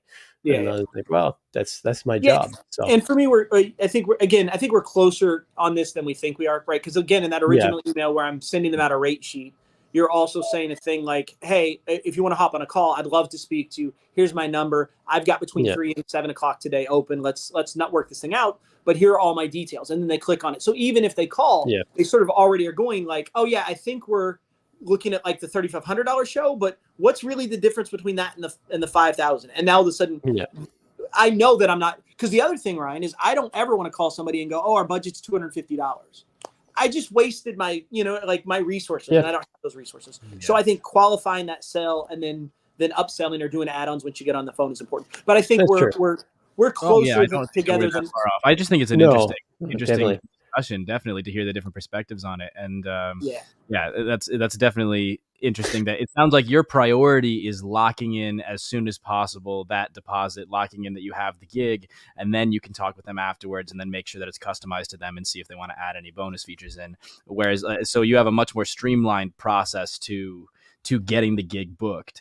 Whereas it sounds like, Ryan, you're more about like acquiring as much information first. That way you can pitch them a tailored show that's to them, which probably helps you build a relationship and have them, go, oh, well, that's the only thing I would, that's the only thing I would say is like, I mean, learning from people that I've talked to over the years, and doing other businesses aside, that's like for me the greatest thing. Like I could book 5 shows a year and I wouldn't care, as if my clients were really great clients that took care of me, right? And like you said, you could book the one show for $100,000 and be done for the year, or you could book 1,000 shows for $100, right? But I've got clients where I go golfing with them. They send me Christmas gifts and stuff. Or, like when I got married, I was like, oh, this client has to be at the wedding, and it's like, well, because they're going to continue booking me for the next 10 years or 20 years. And they're the ones that are going to tell friends. Where I find a lot of times people, and I'm not ripping down the streamline. I don't know. I just grew up in like a small community, so everybody knew everybody, right? And so it's like, let's talk to the person, let's hop on a phone call and stuff. So that's the part I like about it. Yeah, I guess for me that because you're right with relationship building. That's the most important thing you can do in any of these is build relationships. Yeah. And for me, that sort of happens more on the back end, right? So after I've come out and I've done this show, then 2 weeks later you get a thank you basket of a photo and you and I together that's signed, and it comes with a dozen brownies from the local bakery. Like that's sort of the thing that we're doing on the back end, right? Yeah. But it's important. Literal brownie points. Exactly. I love it. But every client you have to care about and appreciate that they booked you, and make sure that they understand you appreciated them. And for sure. That is super, super important. And we're still doing that. We're just doing it in a slightly different way, right? Yeah. I see that we have a few people that are listening in the Discord stage. We have Ethan and we have Bob and Jim. We had Cedric. We had Chris. If any of you want to call in and ask Brent any questions live, then feel free to just raise your hand, and then I can add you into the call and we can have a live discussion if you want to know. But I think that Bryce had an interesting point about how do you overcome a company wanting to talk about walk around magic in terms of hourly cost. I mean, I could just throw out my answer for that really quick if you guys wanted to think about it. But like, for me, especially with walk around, I immediately talk with the client. I ask them about the expected amount of people, and I just go honestly and realistic with them. I go like, personally, I'm not really satisfied unless everyone in the building has gotten to experience magic that night. And so I will go beyond the time limit naturally, if necessary, in order to make sure that I've entertained everyone. But I think that we should just be realistic with the amount of time that I'm going to spend performing for everyone, and the amount of people that there are, and how much time that's going to take. If you only want me to do 3 minutes of magic per table, and then I've got to run to the next table and do only 3 minutes, and nobody can see any more than that because I've got to make sure everyone sees magic, then yeah, sure, we can cram this into 1 hour. But if you really want to make sure that everyone gets a chance to enjoy it, then 2 hours would be, I think, more appropriate, you know? And then I think when you discuss it with them honestly like that, and you give them the context over the phone, then that's something that's really tough to articulate over an email, but it takes 30 seconds to describe over the phone, and then you can make sure that you're booked in for the appropriate amount of time for the situation, you know? And it's not necessarily just trying to upsell them on time, it's trying to make sure that you do the best possible job and people get the maximum amount of enjoyment out of it. So my favorite way to do that is to not charge hourly, but as you mentioned earlier, charge an appearance fee and then an hourly fee after that. So, right. So, and I don't call it an appearance fee, but I just say the first hour is $1,200. Each additional hour after that's $200. If you want an hour, I'll show up for $1,200. But if you want me to stick around for 2, I'll stick around for $1,400, right? Because now all of a sudden it doesn't give them that leverage of, oh, you charge $300 an hour. I only want you for 1 hour, right? Yep. Here, come do it for $300. So I just say, this is my flat fee that I make for walk around. I make $1,200 to even show up at your gig. That's the first hour. Now, after that, hours are $300 an hour additional, right? So if you want me to work 10 hours, I'll work all day, but you're paying me $1,200 for the first one and then $300 for the next 9 hours, right? Because now they don't get the power of negotiation, because that's what we're talking about, is somebody who's cheap and wants to drill you down on price. No, I'll come up for an hour and do, I don't care if you've got 3,000 guests and I only do magic for 15 of them. If you're willing to pay me that $1,200, I'll show up for that $1,200, right? But it's just like a minimum appearance fee. But I don't even talk about it that way. It's just on the rate sheet of $1,200 the first hour, $300 each additional hour. And now, no matter what, I know I'm making enough to go out to that gig. And they don't call and try to, you know, divide the hours up and like make it make sense. They don't go, well, I wanted 2 hours, and if I add that, that would be $1,500. But now I really only want 1, so can I do $750? Like, they just can't get there because you've already overcome that objection by saying, for me to show up, here's the price. You know? Yeah, no, I would agree with that 100%. That's how I used to do it all the time with that. Well, the gig I got called for today is a 4-hour walk around gig. Brutal. I'm like, for 60 people. Those are the worst, yeah, right? Like, yeah. No, it was for 60 people. You're like, oh. And I was like, really? Like 4 hours? Because that was the first thing I said was, you know, do you want me for the full 4 hours? I saw in the email that your event is 4 hours long. And they were like, oh yeah, we would love for the magic to last the whole thing. And I was like, how many people do you have there? You know, and they have about 250 people and stuff. But so I was like, oh, okay, maybe it could work, like depending on, and it's a big like conference place and stuff. So it might work out, but I have to put some numbers and stuff together, because I was like, 4 hours, like that's, you know, you're getting kicked in the teeth after that. Like that's a marathon. The most I've ever been paid for a gig, I was booked for what was supposed to be 3 hours of walk around and then a stage set at the end for everyone. And so come prepared for that. I show up and it's the smallest like oyster bar in New York City. And I find out that the restaurant itself only seats 14 people. And that there were 11 guests. So I was supposed to do 3 hours of walk around from one end of the table to the other end of the table. And that was and I'm performing for everyone the whole time. And it was like, oh my God, this is going to be a lot of material. And that was a fun time. They ended up it's back on top again. It's back on top again. It's back on top again. We're going to put it back in the middle. The first time I did it, it was the slightly ambitious card. This time, it's more ambitious. And now we have the overly ambitious card. We do have Bob and Jim, who's just jumped in to call in. How are you doing? Is it Bob or Jim or what's your name, man? So I'm actually Zach. Bob and Jim is playing video games on the internet name. That is amazing. This got really complicated. Welcome to the show, Zach. This is the man with 3 names. The What's man going with on, 3 Zach? names like Ricky Bobby. Okay. There you go. It's incidentally my 2 grandfathers' names, but I didn't realize that when I came up with it in the 7th grade. My mother pointed it out to me later on. That's awesome. But welcome to the show, Zach, Bob, and Jim. What was your question for Brent? Yeah, so he mentioned earlier that one of the most satisfying things about his job is getting to solve problems. As an electrical engineer, I can really resonate with that. I would share a story of a time that a problem really irked him, You were cutting but out a he little bit. eventually overcame it. And can you repeat that, Zach? Yeah, you sort of broke up. Brent, you like solving problems. That's an important part of your business. Can you speak to a time that a problem you really had to wrestle with a lot, but it came out at the end and you got that, oh, I did it moment, Yeah, for sure. There was so at the end of America's Got Talent with Dustin Tavella for the semifinals, I think there was a situation where we're going to make an envelope appear inside of one of the X's that gets brought down. And casting is not good about communicating. So we were like, hey, we need to see the X so that we can figure out how to get this envelope to appear inside of the X. And they were like, well, okay, so we're in a crunch. We have 5 days to solve this problem, right? Because once you get to semifinals, things start to move very fast, right? You have 10 days to create the next thing and 5 days to create the next and 3 days to create the next or whatever. So they sort of, production kept putting us off and said, you can't look at the X, you can't look at the X. So we didn't end up getting on stage to look at the back of the X and have it brought down until like Sunday. And I think video rehearsals were on Monday, and Tuesday was the filming.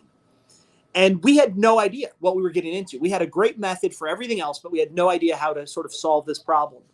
And then when we got into the theater, luckily I had sort of brought Daniel Garcia onto the team.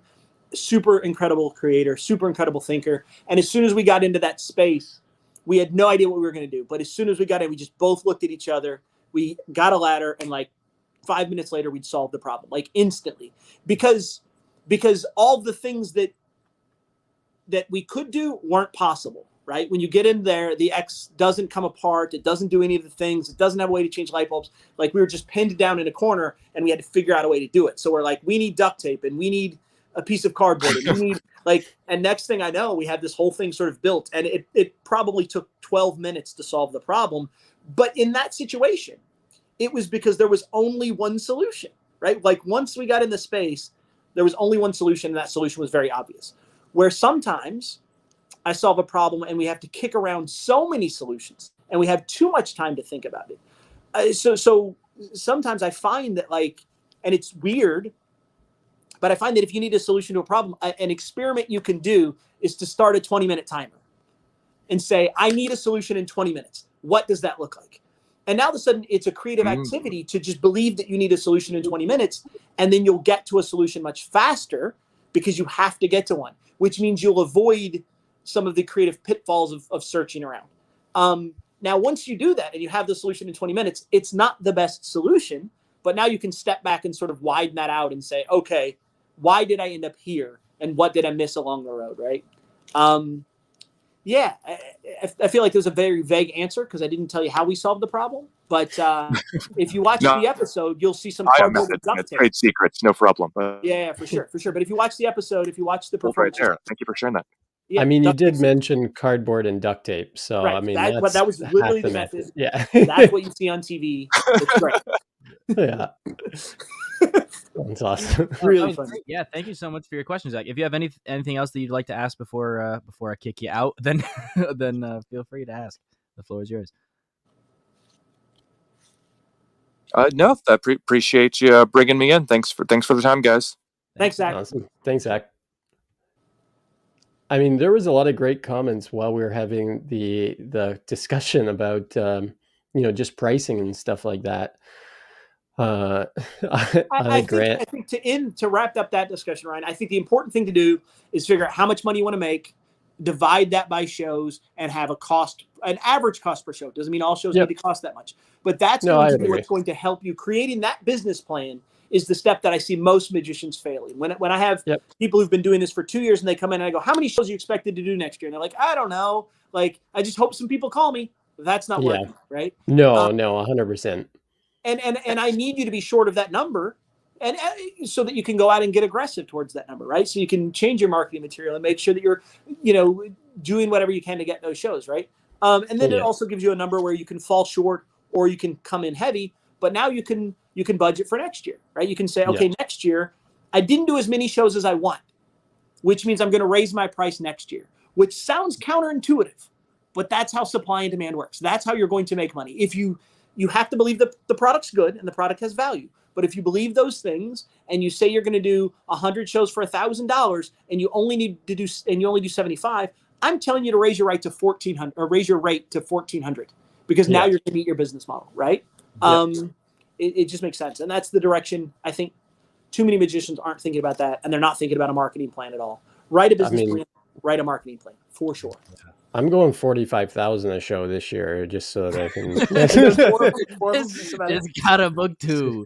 Just gotta hit that goal. No, I think that's really great. And I mean, yeah, and I would say that too. And as you become more experienced, I think you should also start raising your price as well, because there's a lot of people that come into Magic and are like, oh, okay, this is the price I'm going to set and stuff. And it's then when we're talking about the car stuff, it's okay, are you buying a BMW or a Lamborghini, or are you buying, the Honda Civic, Sure. So and how do you upgrade yourself from Honda Civic to Lamborghini level? That's what I was just about to touch on, right? Here's the thing. The number one thing I think people are missing about rate is promo material, right? Great promo material, right? Like pay somebody a lot of money to take photos of you, pay somebody a lot of money to make a promo video of you. I see all these people that are out doing these shows and they're filming from the back of the comedy club with their iPhone and it's blown out video and it looks awful. And those are the people that I know are going out for, a third, a quarter of what they could be going out for because they're good at what they do. They're just not investing in it. And that's part of the business plan, right? So let's talk about this $100,000 business plan that we've created. We're going to do 100 shows. We're going to do about $1,000. We're also going to put 30% of our income straight into a marketing plan. That's how a business plan works. That means next year I'm going to have $30,000 to spend on marketing. And why is that important? That's important because at the end of the year, if I've only spent $15,000 and I still have $15,000 in my marketing plan, it is easy for me to book a video shoot for $8,000 because I know I have that money earmarked for that in order to make sure I continue to go. It's hard to pay, $3,000 to get a good photographer to take photos of you. But when you have that money earmarked in the business plan and you're sticking to the business plan, you have to earmark that money to do something, to do SEO, to do new photos, to do new video. And you no longer feel guilty about doing those things. You're no longer using a promo video that's 5 years old, right? Yep. You're using a promo video that you made this year because you are putting that money to the side. And when you write that business plan, it will explain all of those things to you, right? You'll very quickly go, and maybe 30% is too high. In the beginning of business, I don't think it's too high, right? Right now, I spend about 8% in my marketing plan, but we're years into this thing. And as you get years into it and you're already sort of flying the way you want to fly, you can reduce that. But year one, I want to do magic professionally. Every time you do $1,000 show, you should put $300 into marketing in some way. And then very quickly, you'll be able to upgrade that game of promo, of website, of all the things that prospective customers are seeing that, to be honest, I would say 8 out of 10 magicians' websites look awful. Their promo looks awful, right? It just doesn't look good. So as soon as you step it up, man, it's so much easier for somebody who's playing a serious game to see the difference between booking you for $3,600 and booking that other guy who has crappy video for $1,200. It's like it's not even the same thing at all. That is the Corolla versus Lamborghini scenario. That's it. Shiny rims. That's the only damn difference. They both get you where you're going. And the truth is the Corolla is probably a better car because it's more efficient on fuel. And in the long run, it's like more roomy headroom. Like it's easier to get out of. The truth is the Corolla is probably the better product. Like dollar for dollar, it's probably a much better buy. But boy, is that Ferrari Lamborghini shiny, Yeah. 100%. Oh yeah. 100%. There was a couple other comments that came in. Actually, Tiger asked earlier was about have you guys ever performed and had somebody give you a tip? All the time. And actually, I've been personally lucky in that throughout my magic career, that's been kind of a stepping stone for being able to increase rate. As I've had clients that have been generous enough to go, I'm going and it's flat out tell me I'm going to pay you this much more. And you should start charging more from now on. And so then that's just continually happened. And so I've then raised my rate at that point and been like, okay, I guess I, deserve to be charging more than this. Also, it's very arbitrary. I mean, like, what your rate is. Like if you set yourself in a certain price range, it's kind of like, it's really whatever price you give is what you deserve, at that point. I mean, obviously if you're inexperienced, you shouldn't be, you shouldn't be charging a ridiculous amount, but it's also like, it's so arbitrary, because you'll see that a lot of the people that are making the most money in Magic aren't necessarily the best magicians. They're just the people that had the courage to add a 0 to their price tag. Absolutely. Absolutely. And usually have a good suit and great promo, right? That's the Lamborghini, right? They're not a guy wearing a $200 suit when they show up. They're not a guy who's got promo videos that were filmed from the back of the theater, right? It's very easy for us to spot somebody successfully by looking at their suit. It's very easy to understand somebody who's successful by looking at their venue. The other thing we should talk about in promo videos in general is that don't film Instagram Magic in a promo video. If you want to look like an Instagram kid, great. Show me a bunch of visual things. But then I immediately go, oh, my nephew does Magic too. He has those to camera shots. And I'm not saying you can't do 1 or 2 B-roll camera shots, but what you really want to do is show people, guests, having a good time. Way more than we want to. We don't want it to be about you. We don't be like, and again, these are things that a marketing plan and the local person that works near or in conjunction with your small business administration or association, they can immediately tell you, right? Don't ever play to camera, right? But that's all based on your sort of marketing archetype, and you know, a bad boy will look at the camera, but just at the end to give it a little wink and a nudge. Like, it just depends on your character, how you play to the camera. But the truth is, nobody booking you cares about you, right? Rarely. In some situations, rebooking do, but in general, we have to assume that what they care about is their guests, their attendees having a great time. And that's what we need to sell. We don't need to sell you doing a snap change, because I can see that on Instagram every time I turn on my TV, right? Every time I turn on my thing, you know? Yeah, no, 100%, 100%. And that's it. Like, even I said, I had I had booked like so many things before COVID for film crew to come to all of my gigs for the year, and then COVID hit, and it was like, oh, cancel all of those gigs. But it's important to just get more and more footage of things, and like you said, high quality footage and stuff. So it's and that takes time and effort, because as I said, you want to show guests genuinely having a great time, and you'll do a great show for some company, and you'll get permission to have somebody come out and film it, and it'll be great, but you won't get those reactions you get sometimes. So then you're going to have to do 3 or 4 of those film shoots to sort of get it done. And what we've done a lot at the Magic Firm is to like, it's cheating, but it's part of our job and responsibility. So we rent a theater specifically to do this. We sell tickets to the show to 200 people. And then the guests that we use in the show, we pre-select them in the lobby. They've not seen the show before, but we pre-select them in the lobby and say, would you be interested in being in the show? We have that opportunity tonight. But if you say yes, I'm going to need you to stick around for an hour and a half after the show to spend some time with our magician filming some additional spots. Is that okay? And they say yes, and then we sign it up. So now we have 20 people in the audience who've signed these things. The magician backstage knows who those people are. He decides which ones he wants to use. So when he brings Becca up and she reacts and loves it, the first time we film live, all we want to get is Rebecca's action, right? We want to get her freaking out. Now we're going to have her stick around, and we're going to do pickup shots over his shoulder, over her shoulder, for cameras that aren't even there, so that we can tell the narrative of what just happened for Rebecca. We're never going to say to Rebecca the second time, act like you did the first time. And we're never going to say, act like you're freaking out. We're going to get the genuine reactions the first time we film. The second time we film, it's just to tell the narrative about Rebecca coming on stage and Rebecca having this moment. Where an example of that would be sponge ball. So we have a wide shot of Rebecca opening her hand and 100 sponge balls fall everywhere. And we get a big smile from it. It looks amazing. I want a close-up of her opening her hands so that we can go wide shot, tight shot to her hands opening, wide shot to the balls falling everywhere, and Rebecca freaking out. And when you do that in a punch, I'm telling you guys, this sells shows, right? Because everybody goes, I want my sister to act that way. I want Becky in accounting to act that way. I want somebody to freak out the way she just freaked out, right? 100%. And it's sort of, in a way, it's cheating, but because we're getting the reactions first, I don't consider those pickup shots cheating. But it allows you to get. Another example would be like doing Position Impossible, right? Where you've got a deck of cards spread on a table. There's a lot of pickup shots that I want to look amazing, and I can cheat those pickup shots, right? Because in the video, Position Impossible, for those that don't know, is a card at number of mine, and it uses a mispipped card. So you have to hide that. And in the pickup shot, I can hold it this way, because she already knows the trick's over, and we just go, during the show, you picked a 2 of clubs, so we're just not going to even do that part. I'm just going to hold the 2 of clubs up, and we're going to get this wide shot. So there's some cheating we can do too, right? But it's because all I'm concerned about is selling the narrative to the client of what the experience was like if they were there, you know? Yep.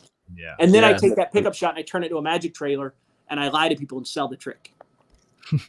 Yeah. Lie to people. That's a good callback. That's a good callback. That's a callback. And we lie. Yeah, Albert. Speaking of that, Albert asked a question. Have any of you guys? That's exactly what I was going to pull up. So did it automatically raise your rates? The people booking us for gigs are not the people buying Trick of the Year. Like those are just very different things. Usually, like if someone's buying your magic product, that's not usually a client. It's very rare that would be the case. Yeah. And it was actually interesting because, Ethan had a great question as well that said, how do you go about raising prices to places that you have an ongoing residency with? I mean, if you have a residency, I mean, hopefully every year or, every once in a while, you're talking to the owner of the establishment as inflation goes up in the world as well, like inflation went up a crazy amount in the last 2 years. Right. So for you to be able to survive, your prices have to go up with inflation and stuff. So I have a client that I work with that's a NASCAR team. And they booked me through someone else the first time because that person didn't want to drive to their location. And I said, sure, I'll do it. And that person then called the guy the next year and said, we don't want you. We want Ryan. But you can say my name, Ryan. I'm right here. here. Okay. They didn't want Brent. Brent did not want to drive. He was like mechanics and stuff. I don't want to see those guys. But it was a NASCAR shop, so it's the cleanest. Is cleaner than anybody's. One of those mechanics. They asked me my budget first before they. Yeah, they did. Yeah, because they only work on expensive cars. So I went, and so I did their show for the same price for 3 years. Even though my price had gone up, but they were also a team that said, hey, I said, now that you've seen what I do, I'd love to see what you guys do for a living. And they said, sure, why don't you come out to a NASCAR race? Well, put me up, took me out everywhere. I had lunch with the team and everything. And it was great. The 3 years go by and they booked me 6 years in a row. And so the next time they go to book me, I raise my price $500. And they said, whoa, hey, we just noticed that your price went up. And I said, my price went up 3 years ago, but I never updated you guys because you're a great client of mine.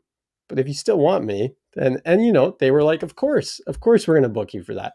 And because they know their price has gone up on things. To rent a car from the NASCAR team has gone up every single year. Sure. So I think anybody that's doing business understands that prices go up.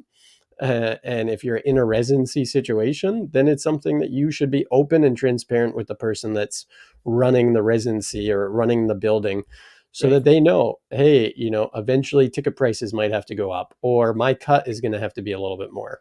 Yeah. So I have an interesting secret to this that I also think plays into rate sheets. And that is that the rate sheet says fall 2021. Yeah. So when you book me and at the bottom it says rate sheet or at the top it says fall 2021. When you book me the first time, you expect winter to be more. You expect January and like spring to be. The fact that it's a 2020 rate sheet somewhere on there, a 2021 rate sheet, tells you that my rates do fluctuate and do change, right? Yep. And I think that just helps you. So when they send me and they book me and they go, oh, we booked you last year for this price, and you're like, oh yeah, but here's my new rate sheet, and then I hold them over for a year. They feel grateful to me when I say, oh, my price went up. And I said, you know what, this year I can hold you guys over, but next year I'm going to have to raise you to get you. And they're like, oh, we appreciate that. And you'll even get people that go, we appreciate that, but no, we want to pay you. We want to pay you full rate. If your rate get up, we get it. And we understand that, right? That's exactly the NASCAR driver, like the team, they were like, as soon as I said my price went up 3 years ago, but I enjoy working with you guys so much that I've left my price the same. You're the hero. You guys. They were like, oh my goodness. Okay, no problem. Yeah. And never batted an eye about the extra money, right? Yeah. And when he's asking about a residency, that also scares me because it depends on if it's a restaurant residency, a hotel. It depends on what you're doing. Yeah. Because some of that I think is about raising your rate by proving value, right? Yeah. It's a value proposition. And if it's a restaurant that you're doing on a Wednesday night, and when you started, they had 15 people coming in, but now they're advertising a magician and they're getting 60 people coming in. Those are very easy ways to justify your increase in rates and to explain to them exactly what's happened, right? If you can justify the value, that's even a better way to justify the rate. But usually that's in a restaurant gig, a hotel gig, something where they are seeing bar traffic increase by 30%. They are seeing, and that's also things that if you're, and I know Mike Eaton has some systems that allow you to do this. I've not used any of them, but systems that allow you to track revenue and track how many people are coming in, because people bring in coupons and they collect those, and then it, does some stuff. There are ways to sort of track what that is if it's that sort of gig. But the important thing is, even if nothing's tracking it, if you can just say, look, when I was coming in here, originally there were 20 people a night coming in, and now I was here Thursday, I counted 75, right? And that's because of me. It's easy to justify that increase, right? Because the value is there, right? Yeah. And if obviously it's different with that kind of walk around setting, but like if the material that you're doing evolves to a certain extent where you're not just doing the exact same show every single time that they book you, then you can also justify it that way, where it's like, I've invested in research and development to continually improve what I'm performing for you. So it makes sense. Yeah, for sure. You can be like, see this see this bracelet I'm wearing? It makes coins. See this bracelet? Like, this is somebody's got to pay for this bracelet. You couldn't vanish a coin this clean before. Look, you can examine it. Look it. You want to hold on to my watch? You could keep it. You could keep it because you're going to pay me so much. I'm going to just replace the $40 watch. You can keep the watch. That might be the best use for the watch ever. You use it and then you hand it out because it's so inexpensive. It's a souvenir. And you can keep it. You can keep it. I'm going to buy 1,000 of them tomorrow. It's like Cuban bottle, but it's coin and watch.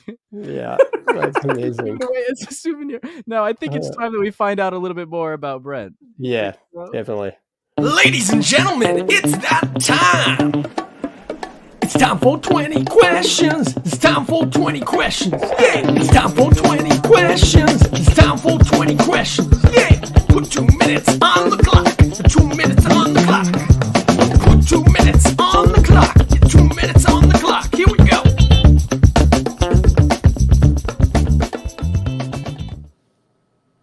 Here we go.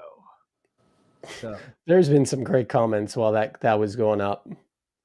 You want to read? I gotta bring up one. Albert says, my son was a magician at 5.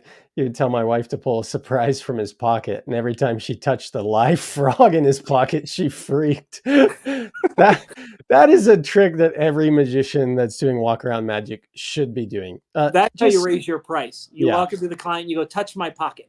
I mean, that is dedication to carry a frog around in your pocket. So Albert, that's the comment of the night. I'm sorry. Everybody else comment of the night. Albert's 5-year-old son carrying a frog around. That's real magic. Yeah. Terror in a pocket. That's it. So Brent, how this works is we are going to ask you 20 rapid fire questions. Oh, I'm so bad. We love honest, truthful answers. We have some people that when we say like, who's your favorite magician, they'll just say you and stuff like that. So honest answers, and we'll see how many we can get. We're going to go back and forth between each other. So are you ready? I'm loosening up. Hold on. Yeah, I'm ready. I'm telling you, I'm going to be bad at it, but we'll go. All right. Here we go. Dream vacation destination. Seattle. Biggest pet peeve. People that pass and then shuffle. Biggest mistake during a performance. So I did a bottle production outside at a stage event, opened up the soda, and it shook because it dropped on the ground right before I produced it. Shot blue soda all over the stage. It took an hour for Vince to clean up the mess. It was awful. It's sticky, gross. It was bad. That's gross. What always makes you laugh? Chat along. Secret talent. Oh, secret talent. Wow, I don't know that one. Can we pass and come back to it? How's that work? You come back. Sure. First time you ever saw a magic trick? David Copperfield, Crazy Man's Handcuffs on television. First memorable one. If you could have one superpower, what would it be?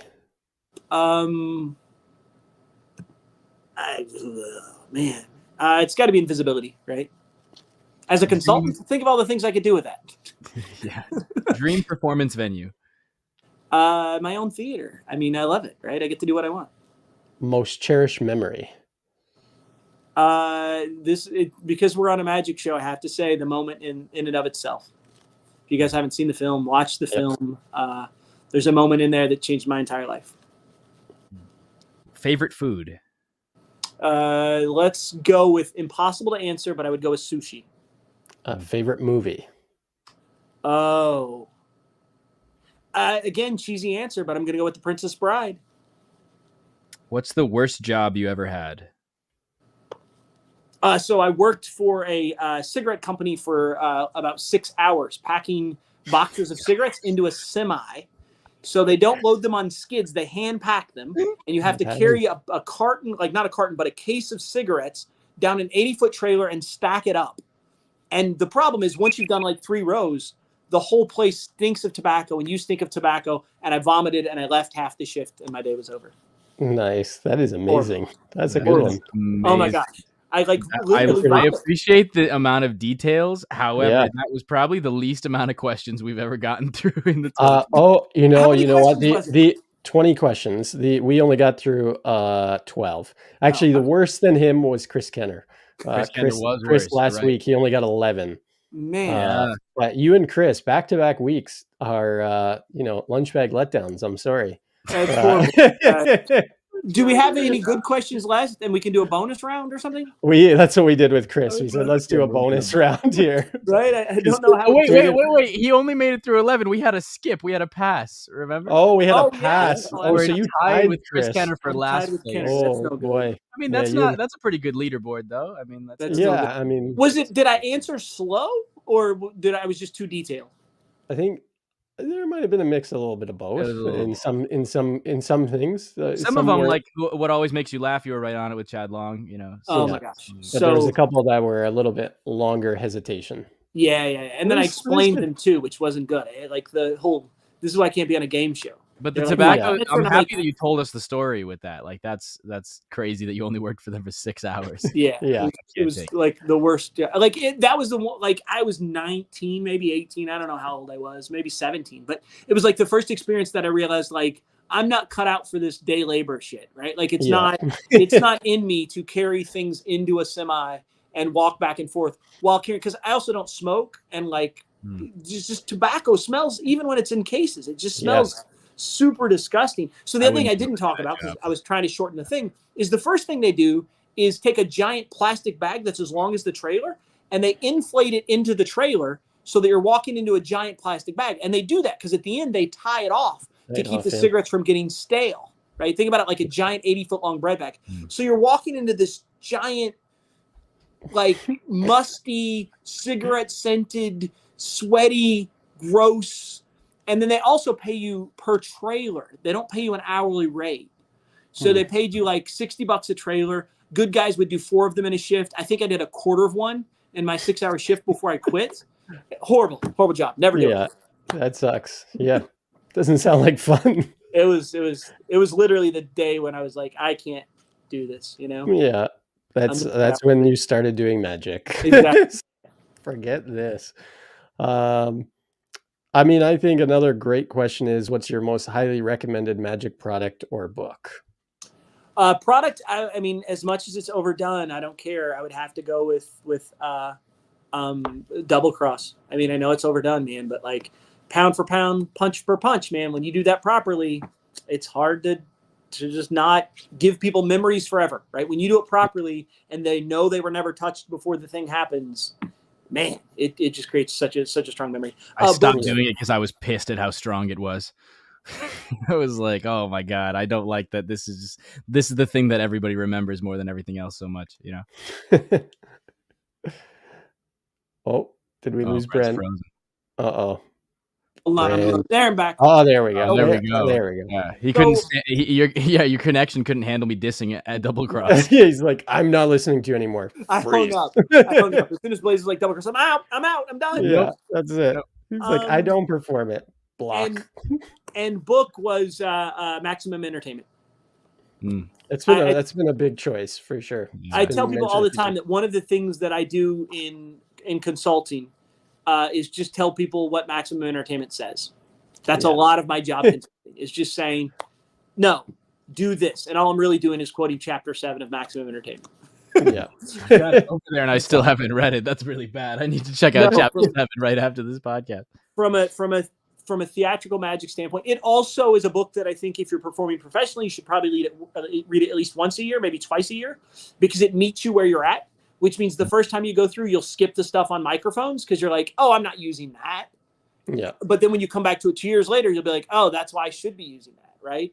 There are a lot of chapters that the first time you skip through, you'll get hit heavy with some chapters on scripting or on voice, and you'll skip and you won't get anything from the rest. But the second time you read it, another thing will jump out and you'll be like, oh, how did I overlook that the first time, right? So it sort of changes the perspective every time you read it. And I'm telling you, like literally is so good, especially for people who are trying to make that jump from close-up Magic to parlor or stage.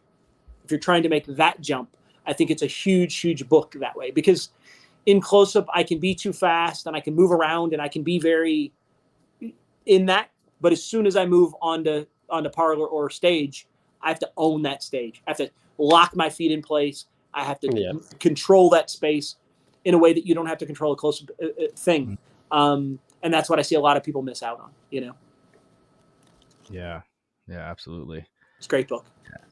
Yeah, I need to get on reading that. I think Colin Cloud also was recommending it very, very high. I think there's been a couple of guys that have said that as their Yeah.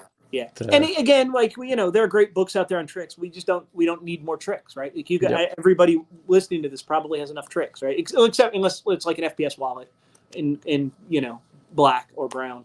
If you don't own an FPS coin wallet, if you don't know that, you need that. That's actually how I justify my rate increase. That's yeah.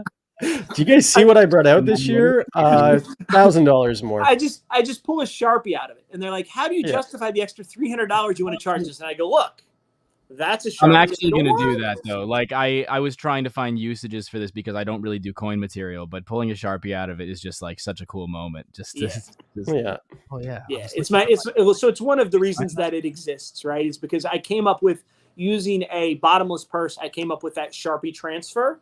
And it was so beautiful that I was like, man, I wish I could do this, but also carry coins in it and they wouldn't fall out. So I made a bottomless purse that has a bottom, right? Which is that's great. It reminds me of John Carney's cigar routine. Absolutely. Yes. Yeah. I dig it. Yeah, but it's really strong.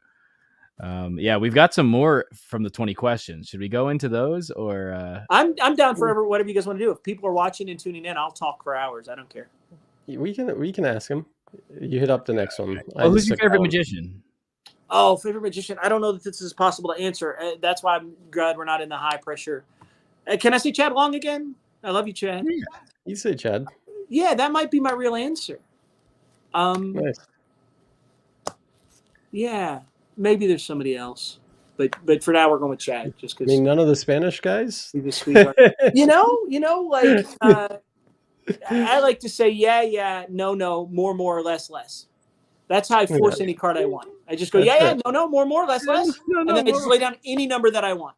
That's amazing. You just go, here, no, just take this one. Exactly. Yeah. Pick any one. Take this one. You're taking too long. If I need to stop you at 7, I just deal 7 cards to the table, and then I look at you and I go, yes, no, more, less, yes, no, no, okay, here. And it just works every time. When you confuse them with verbal judo, they just agree with what you're saying. Verbal judo. That's amazing. That's amazing. I mean, I was watching a Danny De Ortiz thing the other day, and I think that he's, he has a lot of good stuff, but a lot of it is very specific to working with him, and there are certain things where he's just like, so I don't give people any options. He's like, I just tell them what to do right now. And it feels like a free choice. He's like, I'm dealing cards down right now. He doesn't go, while I'm dealing the cards down, say stop anytime you want. He's like, I'm dealing cards down right now, say stop. And he's even got things where he like bumps into them and stuff, right? If they don't stop, he's like, I'm dealing cards down right now, say stop, and bumps into them. They go, stop, what are you doing? When the verbal judo doesn't work, you got to hit him with real judo. And I'm not talking bad about any of those guys. What they do works for them and works for them really well. I do believe that there's some part of the language barrier that helps them a lot, and that I see young kids trying to do that stuff and it doesn't work, and I see them getting frustrated with it. Because it might only work if you speak when you have no accent and you go, how do you say shuffle? How do you say exactly. That's Yeah. exactly what I was just What? saying. Like, because that comes up How do you say every it's not single shuffle. time. How do you say shuffle? And it's like, and I always go, I couldn't use that. Yeah. Oh, Brent has frozen again. It's Looks frozen like. again. Uh-oh. Over again. Brent. I mean, but he's got a great face there. Look at that. He Like, does have a great I'm gonna face. take a Like, why don't we photo. just like Yeah, blow that up. I'm gonna take a photo. This is Brent's what a great new frozen face. promo photo. Let's get a few of this. Right This is there. of a frozen face. This is a good one to get because This like is a this good could be way worse. Yeah, right? it's like that scene from How I Met Your Mother where Neil Patrick Harris can't take a bad photo is like the whole premise, and every single time she tries to catch him off guard, it just ends up being like a photo shoot. Photo. That is a good photo though. Like if That is a good photo. He's if it frozen was to longer this freeze, time than last he's- time. yeah. Oh, that's a full-on dropout. He Whew. just dropped out. College He just dropout. He said peace. I'm sure he'll be back. He's probably resetting We're something. taking over the show. So we gotta ask. Yeah. Hey, what we have a second, I gotta ask because we've had this person on a bunch of times, Philip Goldstein, and everybody always assumes that it's Max Maven, and we don't know if it's Max Maven, right? I highly doubt it's Max Maven. I highly doubt it as well. But it's hilarious that someone got Philip Goldstein as their YouTube name. Also, Philip Goldstein on the thing. Okay, on your question, I would like to actually address it, even though like I know that it's a satirical question, and I know that you're making fun of pig cake. But the idea of like there was I was talking about a question before that, but okay, I wasn't gonna go with that one. But no. I know you weren't gonna go with this one, but I'd like to at least address it. I think that Pig Cake, when he's making that comment, knows that he's somebody who is extremely passionate about magic and runs a Patreon entirely dedicated to teaching magic that's like a full academy, and then is constantly posting magic tutorials. And so he's being self-deprecating as a member of that group, being like, oh, isn't it so funny that like we're all a bunch of virgins that like, you know, just do card tricks, and like people think we're gay because we're doing card tricks, which is, I mean, magician definitely has a flamboyant connotation. I know that his language definitely could be taken offensively and is intentionally inflammatory, but I also understand that like it's like someone from any kind of, I don't want to say magicians are a marginalized group because we're not. It's mostly a bunch of old white dudes. But like any person who's a member of any group or marginalized class making jokes about their own group is a lot less bad than someone pointing the finger at another group and making fun of them, you know? That's true. So that's just, you know, all I was going to say. But like, I just seen this question came up before was Pig Cake seems to be the new face of Illusionist on YouTube. I haven't seen that, but so I don't know. I saw him posted on like one of their Instagram pages, but I haven't seen the YouTube. Yeah. And so he said, what's Brent's opinion, if he even cares? So yeah, I don't know. I mean, every company has their own opinion on who they want to represent their company. So if Pig Cake is the face of Illusionist, then that's on Illusionist, right? And whether we like it or not, that's up to them to decide. So yeah, I mean, yeah. I think it's a smart decision. I think that Pig Cake's very funny, and they would easily take it. You know, whether they, you know, obviously they didn't pick him going, if they did pick him, and that's a thing that's happening now, they didn't go, this is a bad business decision. You know, they obviously looked through this and said, you know, this fits our genre, which we'll get to later in the show if Brent comes back. But they, you know, it fits who they are and fits what they're looking for and what they want to do. And so, yeah, that's why they would do it. Someone said, "Oh my gosh, nobody cares." Great. Yeah, Phil, I mean, haven't seen that. I haven't really seen many of Pig Cake streams. I kind of only know him from our interactions when he was on the show and like a couple messages. But yeah, I don't know what he's really like as a person and what kind of content he puts out and that stuff. And you know, we'd be up for. I think that's just not necessarily territory that we should get in. Yeah, yeah. You know, I'm not going to answer those questions, and that's why I said I was going back to the other question earlier. But yeah, like I said, that's the company's decision to do what they want to do. We can't change anything that they do. They obviously think that person fits what they're trying to do or trying to accomplish. So, so yeah, I'd say we're gonna leave it at that. Yeah. But Ethan And says also, like, people should know that we don't endorse or condone any of necessarily the opinions of our guests on the show. We just, are here to talk about magic and yeah, and lasagna. We're here to just have yeah, a funny, wacky time with our we like guests. that lasagna. We're not necessarily here to get to, into very serious issues, because that's not necessarily our place here. But Yeah.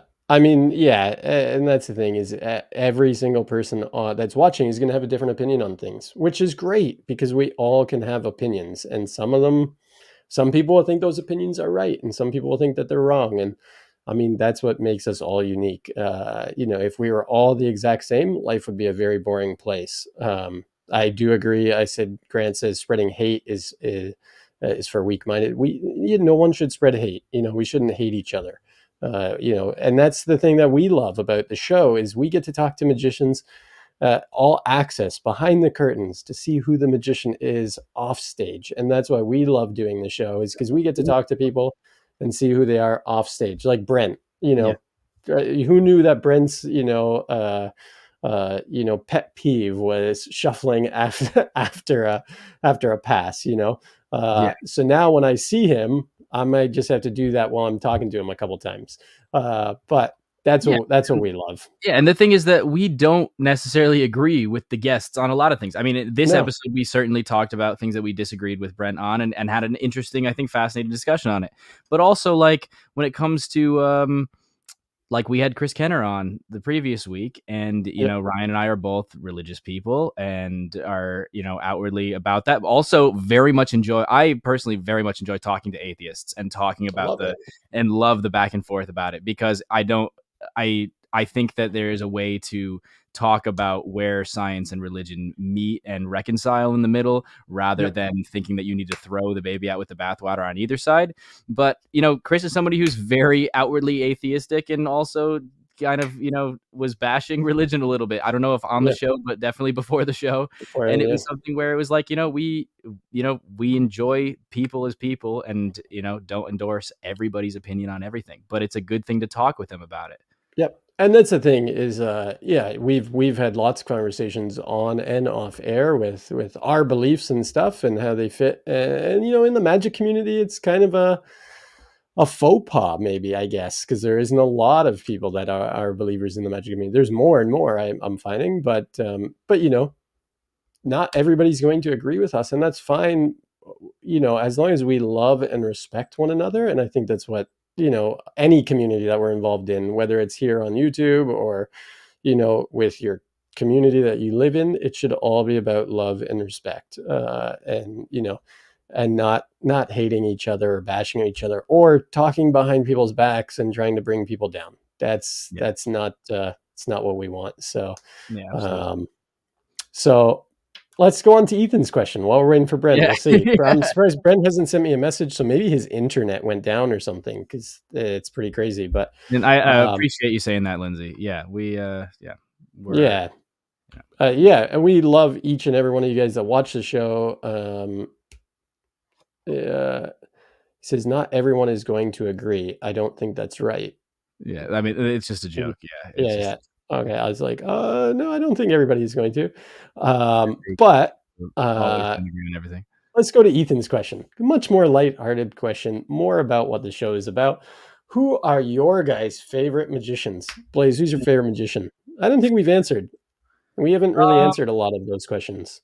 Who's my favorite magician? He said, Brent just sent me a message, says, looks like my Wi-Fi crashed. Oh, geez. I'd say probably... I don't know. I have a lot of different magicians that I like for different reasons. I like Colin Cloud a lot, especially his work ethic and knowing him as a good personal friend, and really look up to him. But also, I'd say probably Aussie is one of the people who's influenced me the most. And even some of the things that I've created have been like through wanting to show Aussie stuff and screwing up, and, you know, and then not liking how my performance was for him. So trying to make it better and coming up with 50 different variations for how to do it better. But he's somebody who definitely influenced me, because it was because of Aussie that I decided to learn Stack. And that opened up a whole new world for me when it came to indexing and creating magic with, you know, with a different style without the same procedure and stuff. And it's been cool to then be able to show him the progression since he influenced me so much, to then be able to show him stuff that like he bought my download and wanted to learn it from me, which is just like some weird full circle kind of thing.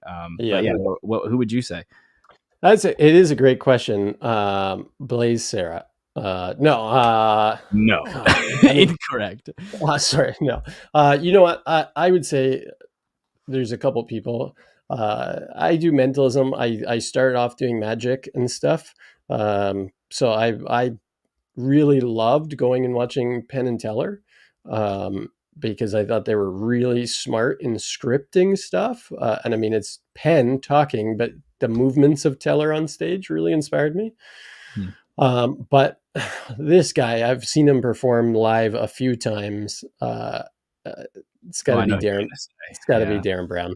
I went for dinner with Darren, and Darren is a guy that when you eat dinner with him, you don't want to take your eyes off of, because he's got some type of thing that draws you to him.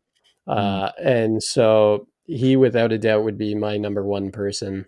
But I mean, there's also like, you know, I worked with Anthony Owen, who worked with Darren back when he started and stuff, you know, someone that a lot of people like in the magic community, I mean, he's big in the magic community, but no one's heard of, right? But like a brilliant guy that, you know, so all of those guys that go into that development would be up there in my favorites, because I know all the work that they've put in to create those shows with Darren. So, I mean, Copperfield, if we want to talk work ethic, the guy, like talking to Chris last week, still does 15 shows a week and has more success than anyone else in the world doing magic, but is like, I still need to do 15 shows a week. I mean, none of us have to do that. Brent says that he's trying to fix it now. Okay. And then he says, "Yeah, it looks like my wife is completely gay." Non-magician. Yeah, I mean that's. I mean, now you're just asking who's your favorite person. My wife. Gotta answer that one. Yeah, my mom and dad. No, I mean yes, but I mean, Elias is in here. Elias, what's going on, up, Elias? Man? Elias is a beast. Elias, we actually talked one time. Your name came up. We said we should bring Elias on the show sometime, because he's just a young phenom. Oh, it looks like Brent is back. Yeah. But no, we can't call him a phenom. Our only worry was that his ego would get that is true. Yeah, I don't want to say phenom, because I could still Elias. Get on the show so you can talk about how bad you are. Right. Actually, I have something of Elias's right there.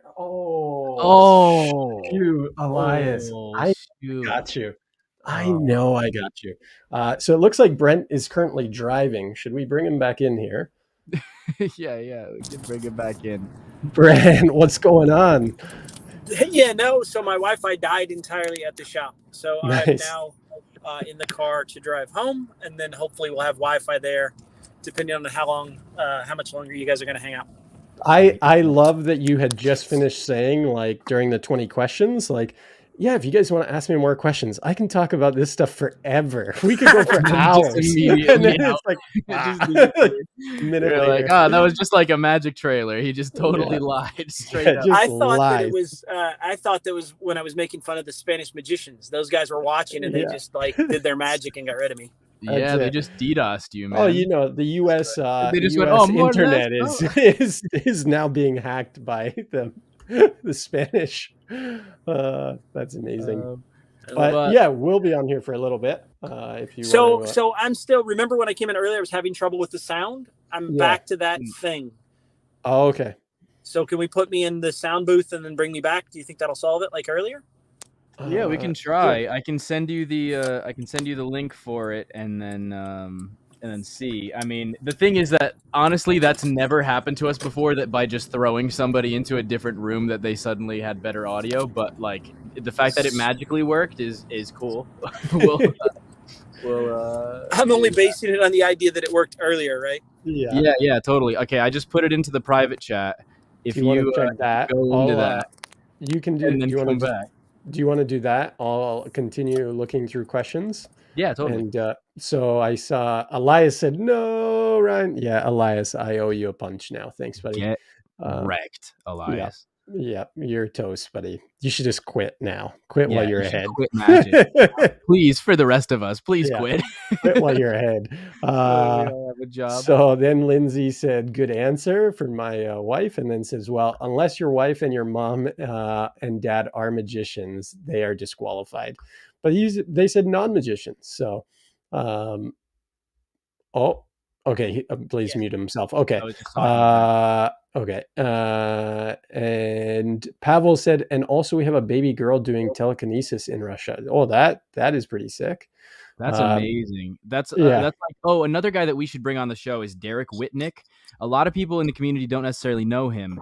He has a daughter who I remember you talking to me of this. From like birth, he raised this daughter, homeschooled her, and taught her second sight, along with teaching her just like how to read and write, and like so she's just known second sight instinctively like her first language, and she's just one of the best in the world at second sight at such a young age. It's amazing.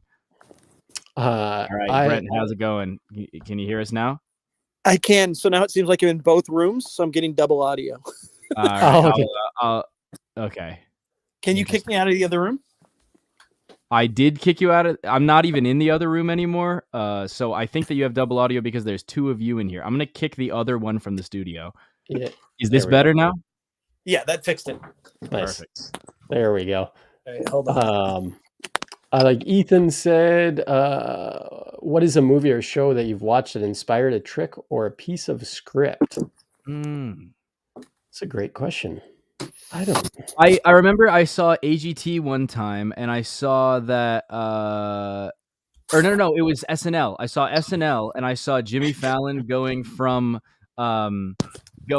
through the whole backstage for this Christmas special, and then getting on stage, and had like a Steadicam follow him. So I opened my show in a very similar way, where my show was on the rooftop of a theater, and I started on Hollywood Boulevard at the Walk of Fame next to the poster of me, and then was basically like getting ready for the show as this opening video. And everyone's watching like this. It was like a movie theater on a rooftop, so they're watching the screen, and the opening video is me apparently down on Hollywood Boulevard next to the poster, then like doing a quick change, and then like making a deck of cards appear, and like making my mic appear, and like all of these other things as I walked up the stairs, and the camera's following me until I eventually get to the rooftop, when we then cut to the actual live feed, because like it was all pre-recorded because I wasn't gonna do that all live, but then like got to the actual thing and then like started the show. So it was like it was a fun way, and we did a cool way of like transitioning it, so it was kind of seamless. But yeah, that was a fun thing that inspired a show moment. Yeah, I think if anything, I get visuals more from art than I do from, I see a visual of like a cool piece of art or a cool sculpture or a cool thing, and I go, wow, I like the way that I like the way that thing works. I like the silhouette of that, right? The other thing I talk about a little bit in consulting, and I think this comes from probably Maximum Entertainment, is the idea of like, you don't turn your back on the audience. You turn your back 30 degrees, because now all of a sudden you have a nicer silhouette, right? If you see me squared up with my shoulders, my feet still facing almost forward and my shoulders turned, now the silhouette of my body is just a nicer silhouette than just a lumpy back that's square and boxy, right? It's more interesting. So I sort of talk about we talk about this a lot on Fool Us, right? If you're on TV for 3 minutes, what are those 5 silhouettes, those 5 beats, those 5 memories that they can capture and remember, right? And I get a lot of that from art, and I think you'll see a lot of that in the Dustin Tavella stuff, right? Like if you watch some of that, you'll see like a lot of interesting visuals that just that I get from street art, or I get from wherever I'm at in the real world, right? Like, and I'm sure some of that's also influenced by film, but I can't think of a specific moment.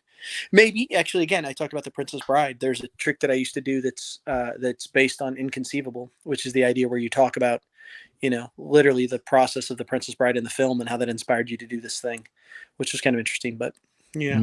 Mm-hmm. I guess they're all. Let me. I'm trying to remember what the name of the movie is. I know it's with Scarlett Johansson. Place describes plagiarism. Timestamp. It was. I mean, yeah, it was loosely, directly inspired. For me, it's mostly music for pretty much everything, because I feel like music creates a sonic landscape that only exists within the mind of the artist, that isn't necessarily based in reality, but has patterns that can then be manifested in reality, that strike a chord with some deep meaning. And so I usually try to take music and interpret the feelings that are created within me into a visual format with magic. So like music, I think, is a big inspiration, more than, I mean, but I know the original question was movie or show, but definitely. Yeah. So mine was Lucy. Lucy and Limitless, because I did bring out a show called Limitless, but I was more inspired by Einstein. You can't see, but it's up on the shelf there. Because I heard a quote when I was younger that said, to become smarter, you need to practice thinking. And I thought that was really great. And they said it was by Einstein. I've never been able to find it since, but I thought it was fantastic. It's not one of his most famous quotes, but I thought, okay, well, what does that mean? And so with Limitless, it was about taking a drug and being limitless. And same with Lucy. Lucy was very much based or kind of correlated with those. But I always thought it was really cool to see someone's brain become smarter. And so then I based my show off the urban myth that humans only use 10% of their brain. And then the Einstein quote, well, what if we practice thinking? Could we tap into a greater percentage of our brain? So the first half of the show was me showing ways that I practiced. And then the second half of the show was me doing tricks that I could do once I unlocked a greater percentage of my brain. So yeah, it was a fun show. I really like it. I probably should have done the show more, but then I always love writing, and so I wrote a new show. So maybe we'll bring it back one day. So, but yeah, we got a lot of comments. Got a lot of comments. I mean, Lindsay said, "I love Lumpbacks. That's what my favorite Disney movie is." And then Grant said Cinderella, and Tigger said Wally. Yeah. I think it was Hunchback of Notre Dame, right? Right? Like that's. Oh wow! RB says this is the first time I've ever heard anyone be inspired by the movie Lucy. It's a great. I actually love it. Like if you haven't seen it, watch it. She basically becomes a computer in the end. Like she's constantly sucking up information, and at one point can tell like, what her body is doing. Like how she's like, I can control the proteins in my body and all this other stuff. And it's like, wow, that is fascinating and I mean, there's people that truly believe that you could do that, through meditation and stuff like that. And so it was kind of neat, I think. And I think if you look at it on a deeper level, it's like, wow, wouldn't that be crazy if the human, if we could get to that level, that is possible. So, yeah. Now, Brent, do you have, when you're talking about creative problem solving, if you are given an impossible problem and need to solve it, do you have a set kind of creative process that you find yourself going into, maybe that you've intuitively developed or that you've formed over time? Is it always different, or do you find yourself kind of falling into the same pattern of how you go about solving an impossible problem? Yeah, no, it's usually the same process, right? And the weird thing about my process is a lot of times I solve problems by arguing with people and then taking the different approach just to see what that different approach would look like, right? So we talk about the idea of thinking outside of the box. It's nice to have somebody else put me in that box and then let me fist fight against that box, right? So normally I create best when I'm on a 2 or 3 person team, when I show somebody an idea and I say, tell me what you would do with this. Tell me what you think about this. And then when they tell me, I want to break that. Like I like breaking stuff, right? So then when I break that down and I want to break that and argue it from the other direction, right? Like I want to constantly have somebody form an opinion, and then I want to say, here's why I want to disagree with that opinion, and here's how I can disagree with it. And then it sort of puts my brain in check in another direction. And then a lot of times through that process, I'll immediately come up with the middle, which is the thing that is the solution, right? Which is the original idea wasn't the best. My argument is correct in some form, And then that's like negotiation down to the center of where the solution arises. And it's also great because a lot of times when you're doing that with a team of people, you'll see everybody get there at the same time. You'll just look at the other person and you'll be like, you're right, I'm right, we're both wrong. Oh my gosh, this is the solution. And it's like, when you can get that sort of synergy, it's incredible. And I think that happens a lot with team consulting, when you can get a team that agrees that there's no such thing as a stupid idea, and that anything we think of can be thrown on the table. And now we're talking about, making a silk vanish and appear in the audience somewhere. And somebody's like, what if we trained a ferret to take it out under the seats? And everybody's like, oh my gosh, well, that won't work, but maybe a drone, maybe a reel, maybe. Yeah. And now all of a sudden that way out of outside thought changes the entire direction of the conversation, which helps a lot, right? You have to have a safe space, right? Where any idea, as crazy as it is on the table, so that everybody's comfortable. And that's how you move forward. Yeah.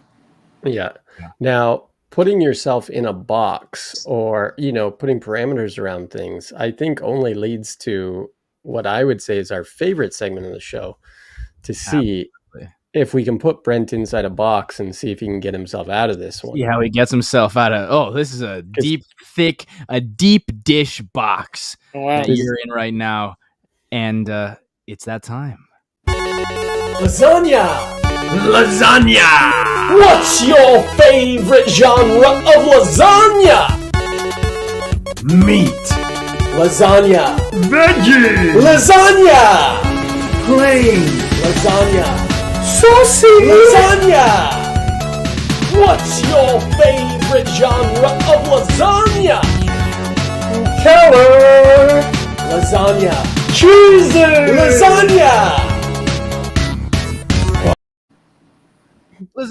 Blaze was just dancing on the start. He let that go way longer. I let it go long that time. Brent was like unimpressed. He's like, I hate you. Well, it was weird because I'm not getting the sound for those. I guess it comes up muted on my thing. So I'm just seeing a cartoon of lasagna for like 15 seconds. I think my phone is broken and I'm shaking it. I'm like, am I frozen again? That's amazing. Wow.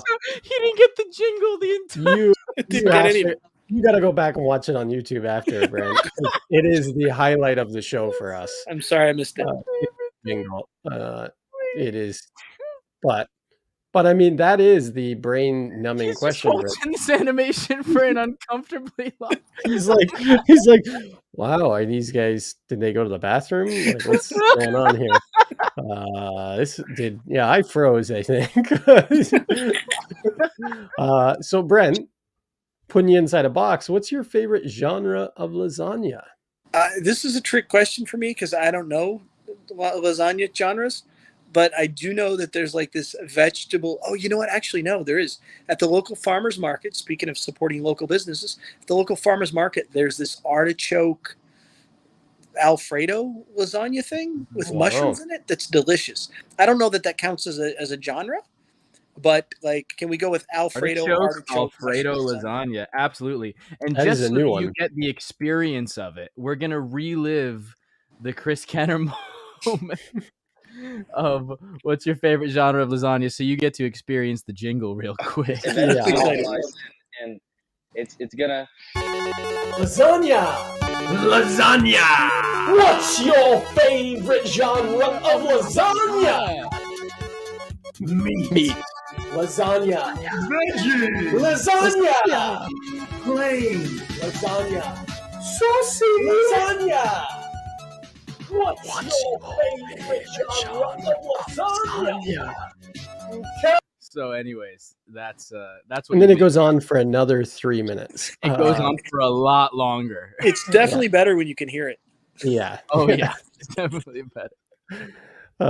Grant says the lyrics are too loud. Yeah, I've got a new mic now, so going to re-record everything. Yeah, we're re-recording the lasagna song, and we do own genreoflasagna.com, so we can put up a 10-hour looping version of the song. Also, check out allaccessmagic.com/shop if you want to get some lasagna merch. Lasagna merch, nice. And that brings us to our second follow-up question. Yeah, because this is where we really put you inside the box and challenge you. So, Brent, if you were to cook one Alfredo artichoke pizza or pizza. Wow, that because I'm thinking of artichoke pizza in New York Whoa! City. Wow. What's your favorite Yeah. piece of a pizza?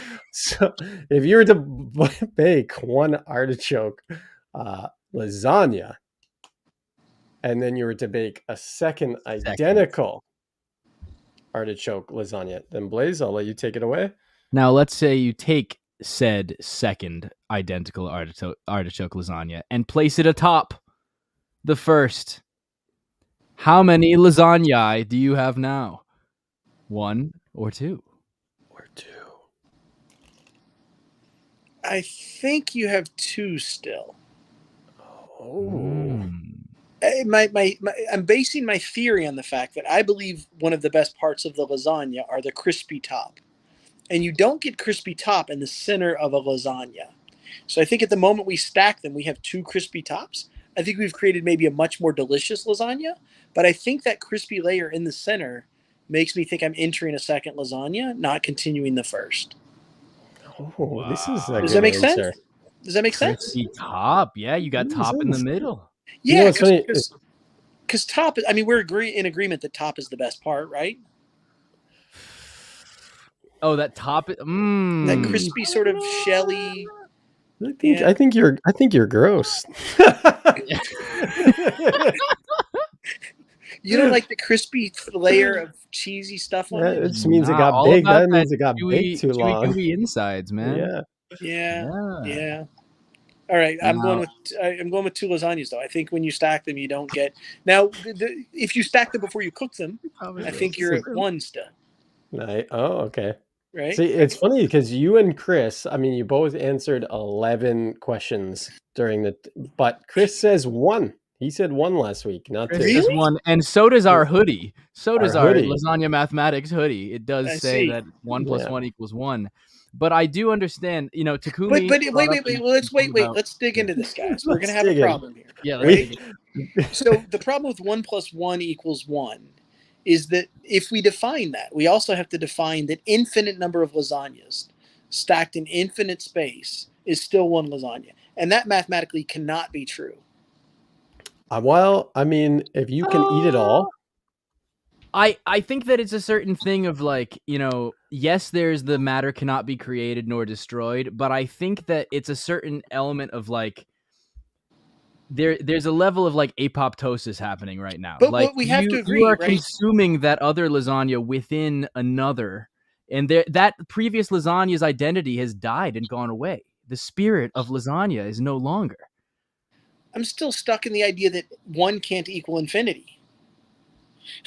So, Brent, here's a question. Because this relates to Takumi's that's answer. good logic. This relates to Takumi's You guys, answer. you all need to talk to a mathematician that can understand how Kenner, 1 could possibly equal infinity.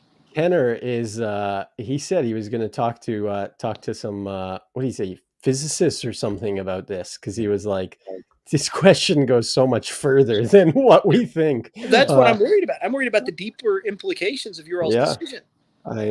Wow, we hadn't thought about that. That if you were to have infinite lasagnas and keep stacking them, then now you're saying that infinity = 1, which gets interesting. Yeah, it is true. That is true. But the question isn't. The question is 2. Right. But the question is 1. That's how we get rid of that. Right? That is how we get rid of that. I'm just taking the thought experiment. I think so. The thing is, let's say that you had 1 and then another, right? No, but this is very fascinating what you've just brought up, Brent. Like, if you have 1 and another, and you do stack them, and they do equal 1, let's say that's a given, right? Sure. And then you were to take 2 other that were identical to the first, stack them. Now you have 2 identical double lasagnas that equal 1 each, and when stacked, would then create 1 again. So I think that what we have is a fractal, right? And so, like, our t-shirt design just got way more complicated. Thanks, Brent. Get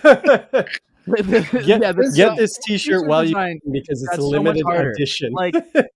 Don't ask me questions you don't want to know the answer to. That's literally what The lasagna mathematics hoodie and T-shirt have just become limited edition because the math will be changing. So get them while you can. I also think it's allaccessmagic.com. from an artistic standpoint. Let's leave mathematics behind. From an artistic standpoint, infinite lasagna is a better solution anyway.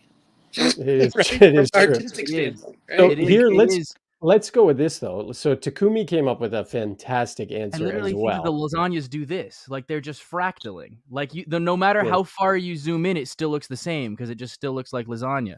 Like you just keep zooming in, and you're just gonna find more layers of but the layers are made of lasagna themselves. Because what is a lasagna other than layers of pasta and sauce and cheese? But what if those layers themselves are lasagna individually? You know, we might even need to go into cooking theory, right? Like this might be a Gordon Ramsay question or a Alton Brown would answer it, right? We might have him on the show. What is the number of layers as defined by lasagna that makes a lasagna? Is there a number, right? I don't know enough about cooking, but what if Alton Brown tells us that lasagnas are always between 6 and 9 layers? If we get that information, it changes our entire perspective also.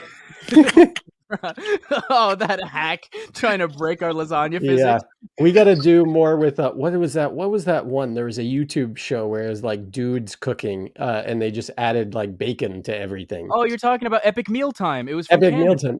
Yeah, is it Epic Mealtime? Yeah, Epic Mealtime. Yeah, those are the guys we're following. Yeah. Yeah, we got to ask them.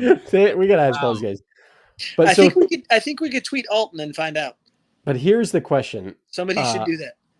Yeah, that's definitely going to happen. So Takumi said it depended on if he baked the lasagna so that he could see it being put together. Right. Which also makes a massive brain fart. Right.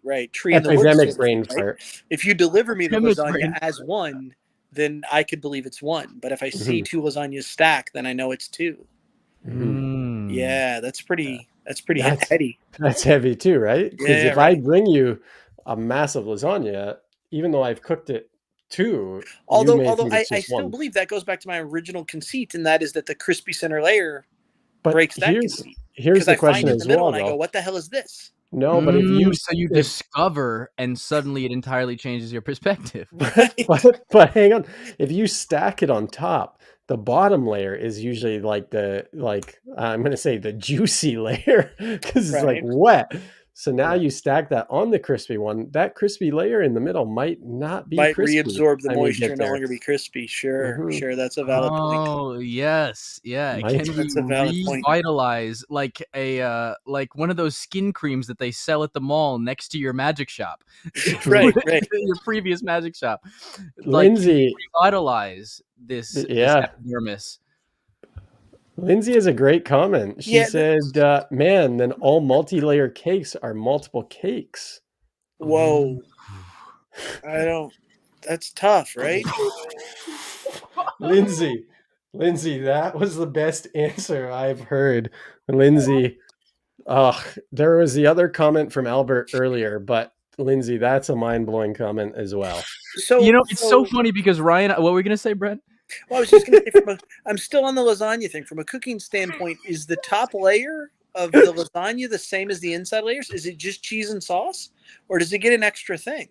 I think it's just cheese. Well, we've got to look at the graphic, and it does get an extra garnish. Well, an example of that, right, would be, let's just look at a traditional lasagna. I think it has ricotta cheese between the layers, but it doesn't have ricotta cheese on top, right? It just has but people put mozzarella cheese, yeah. Yeah, but doesn't it have ricotta in the center or no? But I don't think all lasagnas have ricotta. Okay. I think it just depends. I think that's a genre of. I see. Grant says feta. So the thing is, I would assume, let's say you've got that crispy. I think that let's say that you've got that crispy layer, then the sauce from the lasagna that's on top would go down and rehydrate. And then if you were to bake it again together, it would coalesce, coagulate. I'm in agreement there as long as it's exactly the same ingredients, right? As long as the top layer, and again, I don't know enough about lasagna, so I'm not qualified to answer this question. We're not even qualified to ask it at this point. It's gotten out of our hands. but if the top layer is indeed made of exactly the same thing as the center layers, and we do scientific studies to discover that we can re-wet or re-moisturize that center layer, then I think you guys are onto the single lasagna plan. Could we fool Penn and Teller with this question? Oh, for sure. Okay, that's what I'm auditioning Gotta with. hit up the magic firm, man. I like this. If you make 1 8-layer lasagna and you split it in half, is it one lasagna split in half? Is it 2 lasagnas? No, we just went backwards to infinity, right? So Yeah. Now the idea is this: if you can take 2 lasagnas and make 1 lasagna, if you cut those in half, you still have you have 2 lasagnas, right? Mm-hmm. And if that's true, then we should be able to cut the lasagna in half an infinite number of times and still have lasagna. But we know that's not true. It also depends on what direction you cut it. If you cut it horizontally and sever its lasagna-ness to just layers of pasta, or if you cut it vertically and have half lasagnas on either side. Now it's just a smaller lasagna of the same amount of layers. You're right. The direction of cut is an important. Because if I give you a whole baking sheet that's like this big, full oven of lasagna, and then I cut it and I give you your serving, I would say that you have a lasagna, right? And then if I were to cut that in half, that would be, well, now it becomes down to like intent and who did it. How big is that slice? I don't know if I can consider that a slice of lasagna if it's very small. I like this, and it made me think, this is really stupid, but said banana pie. Why don't we call it bananas pie? Because how many bananas go into that pie? Is it just one? That's is it just one banana pie? No, there's like 5 bananas in that pie. Sure. Right? Yeah. Well, if I make a whole brownie tray and I cut you 1 brownie, that is a brownie, but I really baked you 1 brownie, right? That is true too. And I can take that 1 brownie and divide it an infinite number of times and still give you a brownie. Isn't the same logic? I wouldn't say I gave you a half a brownie or I think because brownie's not layered, right? But we're assuming, I think, that if 1 lasagna becomes 2 lasagna, if that has to work, that we're cutting it horizontally, right? And we know we can't cut a lasagna infinitely horizontally and still have lasagna. At some point, we just end up with a single layer with cheese on top, which ceases to be lasagna, I believe, because it no longer has layers. Well, the pasta sheet itself is called a lasagna. Yeah, we actually found that out. Oh, well, then because that's lasagna, with an E, not lasagna with an A. Yeah. Okay, Yeah. Then I think what we just discovered is that it's still when you stack the 2 lasagna, you still have a lasagna, but it's a lasagnas. Oh, because it's multiple layers, right? Albert, adding layers to it. Albert's comments tonight, I absolutely love. Top layer has an extra invisible layer. Grandma's love. I'm with Albert 100%. That top layer, fun episodes. That top layer is like, that's the money for me, man. We may have to have a whole nother podcast just on lasagna. Well, listen, I need to do research. So bring me on. Let me know when we're going to do this again. I'm Brent, going to do some research. Will you be at Magic Live? Yeah, I should be at Magic Live. We're doing a whole lasagna eating competition at Magic Live, and we would love for you to be a part of it, either as a competitor or a judge or something. A referee, mayhaps. For sure, sign me up. I'm a little concerned about the size of the lasagna you're going to ask us to eat. Because it could be infinitely large. It's 15 stacked on top of each other. It's just one lasagna, guys. Give me a break. But that goes out to say too with our Patreon. That's one of our stretch goals is the very first night of the convention. We know that there are some other parties that happen during Magic Live. But we want to have a stretch goal of renting out a suite at the Orleans and filling it with lasagna and having the top guys in the magic industry, all of our guests that have come on the show, come and do a live podcast where we then have a lasagna eating contest. So, not only joining the Patreon, do you get crazy discounts on Magic and a ton of other really awesome giveaways, I guess I'll say. But you also help us do some pretty crazy, awesome stuff in person that becomes content for all of us to enjoy. So essentially, they're buying me lasagna, and I'm a fan. that's it. Buy Brent lasagna. He needs it. Magic Live is a very busy time. Patreon.com/allaccessmagic. Buy Brent lasagna. Yeah, that's what we're doing. I can't believe how much space I'm going to let this question occupy in my brain right now. That's amazing. You know, the thing is, honestly, Ryan and I were talking about this beforehand, and we were like, Brent is so deep in the magic world. Like, I wonder if he will humor the lasagna question. And then you have given it the perfect, like, most amount of thought that we've ever had, and it's been great. Like, but I'm still not done. I'm like, my brain is like, because I can't believe in infinite lasagna. That's the problem I have, right? Yeah.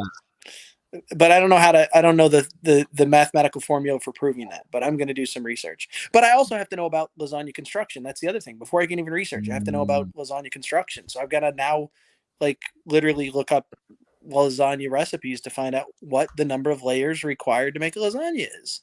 Does the artichoke lasagna have artichokes on top? Oh, it doesn't. That's a great answer, right? My lasagna, if you stack the ones that I prefer, it is definitely no longer a single lasagna, because there's going to be one layer that's artichokeless. Now wait. We have to be careful, because I've never really verified that each layer has artichoke in it. So maybe every other layer has artichoke in it, and then, like a Pharaoh shuffle, the top layer and the bottom layer alternate. If we in-Pharaoh them, as long as we in-Pharaoh them instead of out-Pharaohing them, then we would still have artichoke on every layer. I think we're there.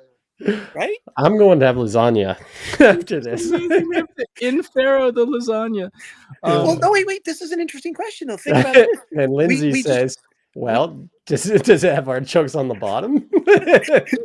we just solved the problem, and I'm in full agreement. If you Pharaoh shuffle the lasagnas, the two tops stay on top and an out Pharaoh, and then it's exactly the same lasagna. I think that solves the problem. If we Pharaoh the layers of lasagna, 100%, it never becomes two lasagnas. But Brent, let's be honest, you can't cut lasagna and then shuffle it. Well, which leads to a much bigger discussion, and that means we have to do that before we cook it, which means we're indeed only making one lasagna. There you go. So in the end, our answer is correct, is one lasagna.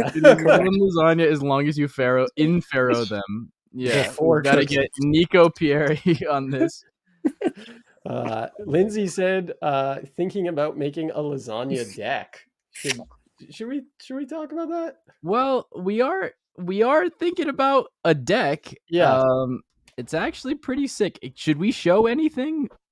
I think we can. I think so. We talked about creating a lasagna deck. I actually made one, a prototype for one, or not a prototype, a design for one. But one of our patrons that we're very close friends with and stuff, he was doing some graphic work for us this week, and he came up with a deck design that we absolutely loved, and we're like, hey, this is really cool. So I'm gonna put it right here and load it up. But yeah, we're going to show the most recent iteration that we've received. Logic is a longer part of this conversation. It went out the window. After 2.5 hours, we get crazy. It's not a logic problem, though, right? We're having a hypothetical discussion, right? This is a hypothetical problem, not a logical problem, right? Which is why in the hypothetical world, I believe that we could Pharaoh shuffle lasagna, because it helps solve the hypothetical problem we're trying to solve, right? It does, yeah. You keep the same top and bottom, you end up with, it's just, that's a perfect solution. The lasagna deck made me actually think of now a flourishing deck that is lasagna. So every card can be different. So there could be layers of lasagna. Trademark allaccessmagic.com. Magic. Just logging down the ID. Anything that is lasagna related is now trademarked by us. Yeah. So yeah, I can show this if you'd like. The most recent iteration of the deck design that we have right now, and this is what it's looking like. So if can we zoom in on it? Yeah, I can make myself big. Let's do that. Okay, here. So here, so this is, so if you guys see, this is our all access deck. Yeah, that looks sick. All access magic logo repeating with a marking system built in as well. It's really, really clever that we're pretty happy with. Yeah, I so mean, we're there may be currently some changes and stuff as well, but Yeah, that looks sick. Thank you. I dig it. Thanks, I Brent. dig it. Thanks. So Yeah, we're very excited for that. So that's a very, very sneak peek, because that's something that's like, you know, it will be coming soon, but very new to us. You know, we've only started working on it recently. can we tell them the one idea that I had? I don't even know I what think idea you're gonna say. So yeah, with patrons.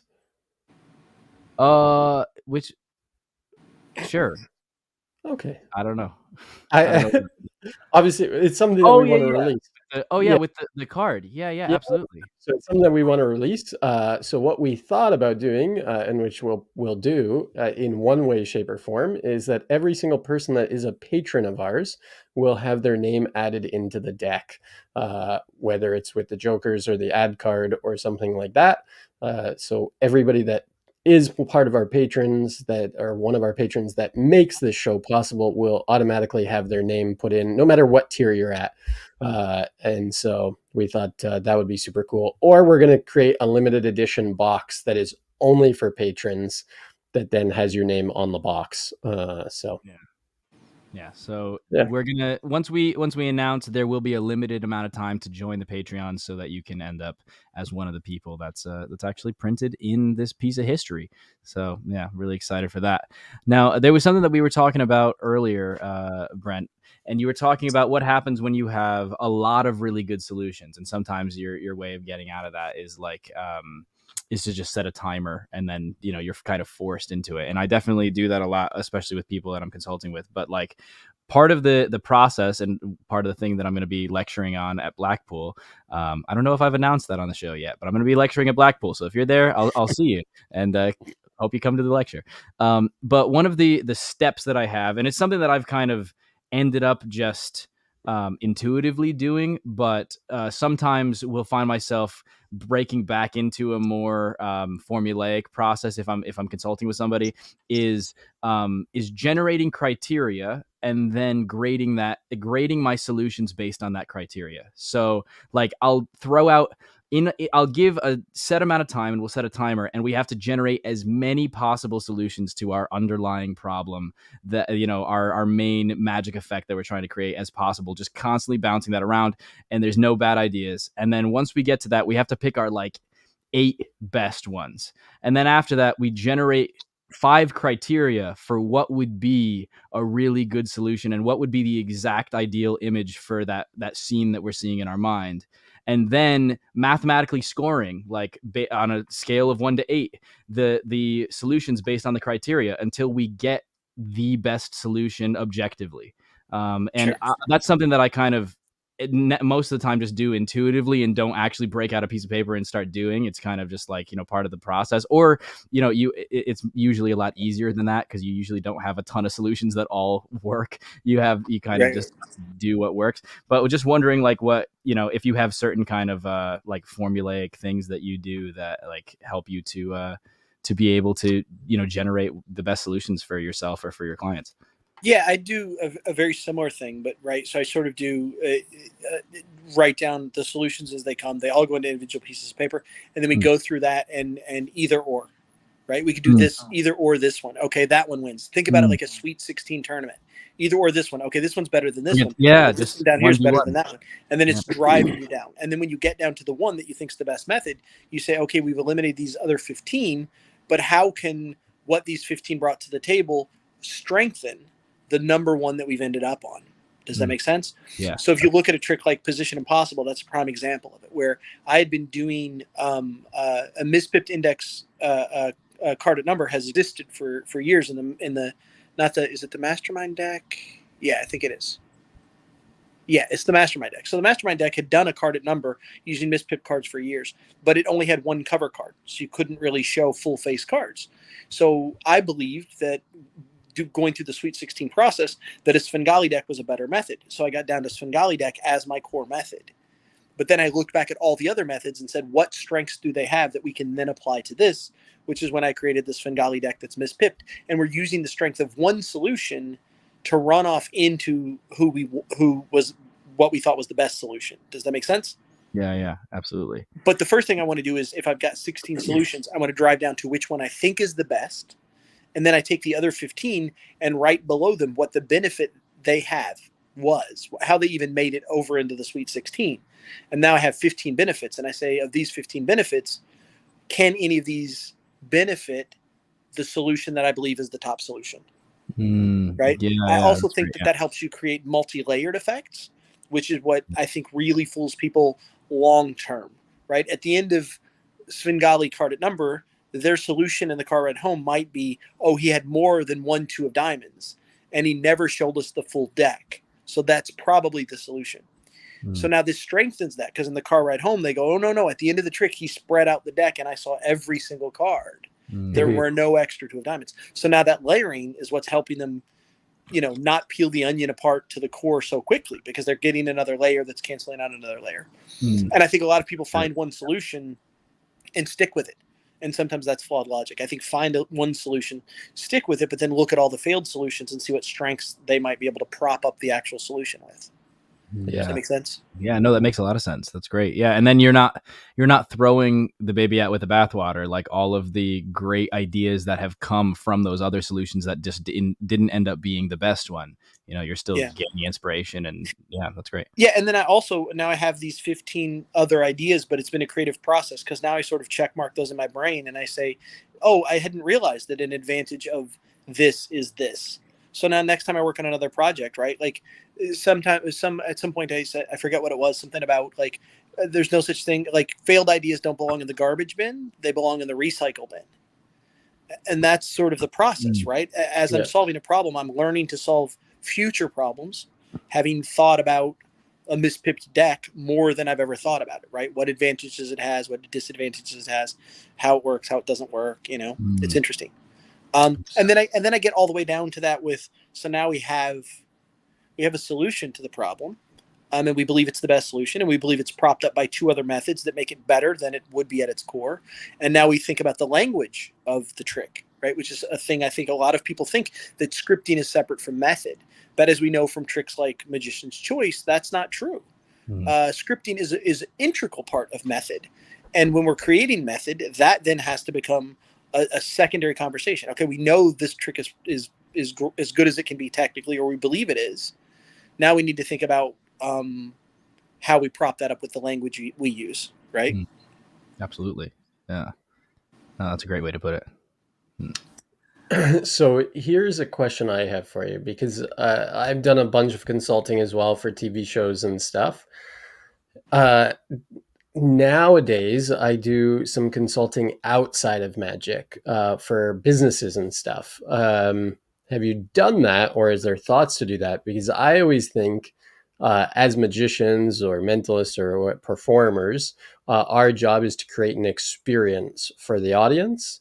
And I think businesses should create experiences, for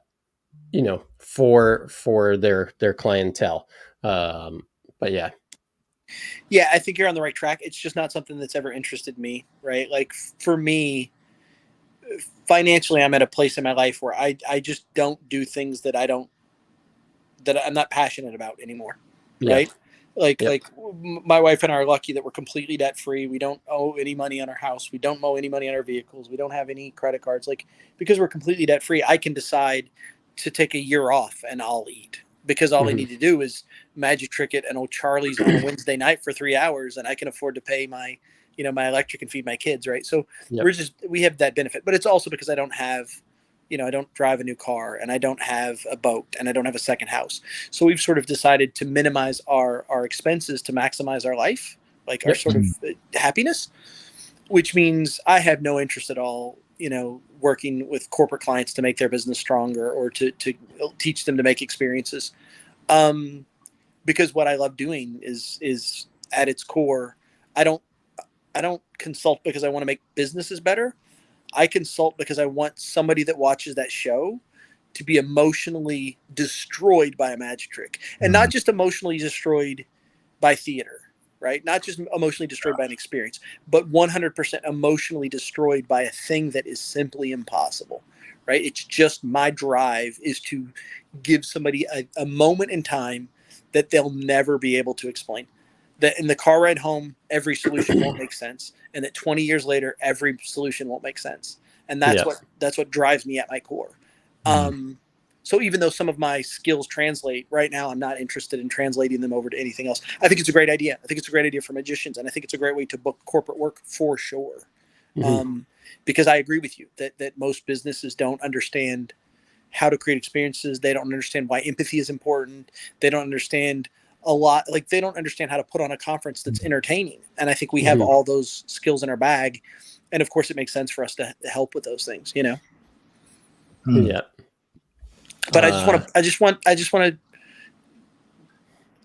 to create, I don't know if you guys have read my book, Plots, Ploys, and Other Cons, but there's a trick in there called Cold Coin. That's the strongest magic trick I've ever created in my life. It's for one person in one specific situation. And it's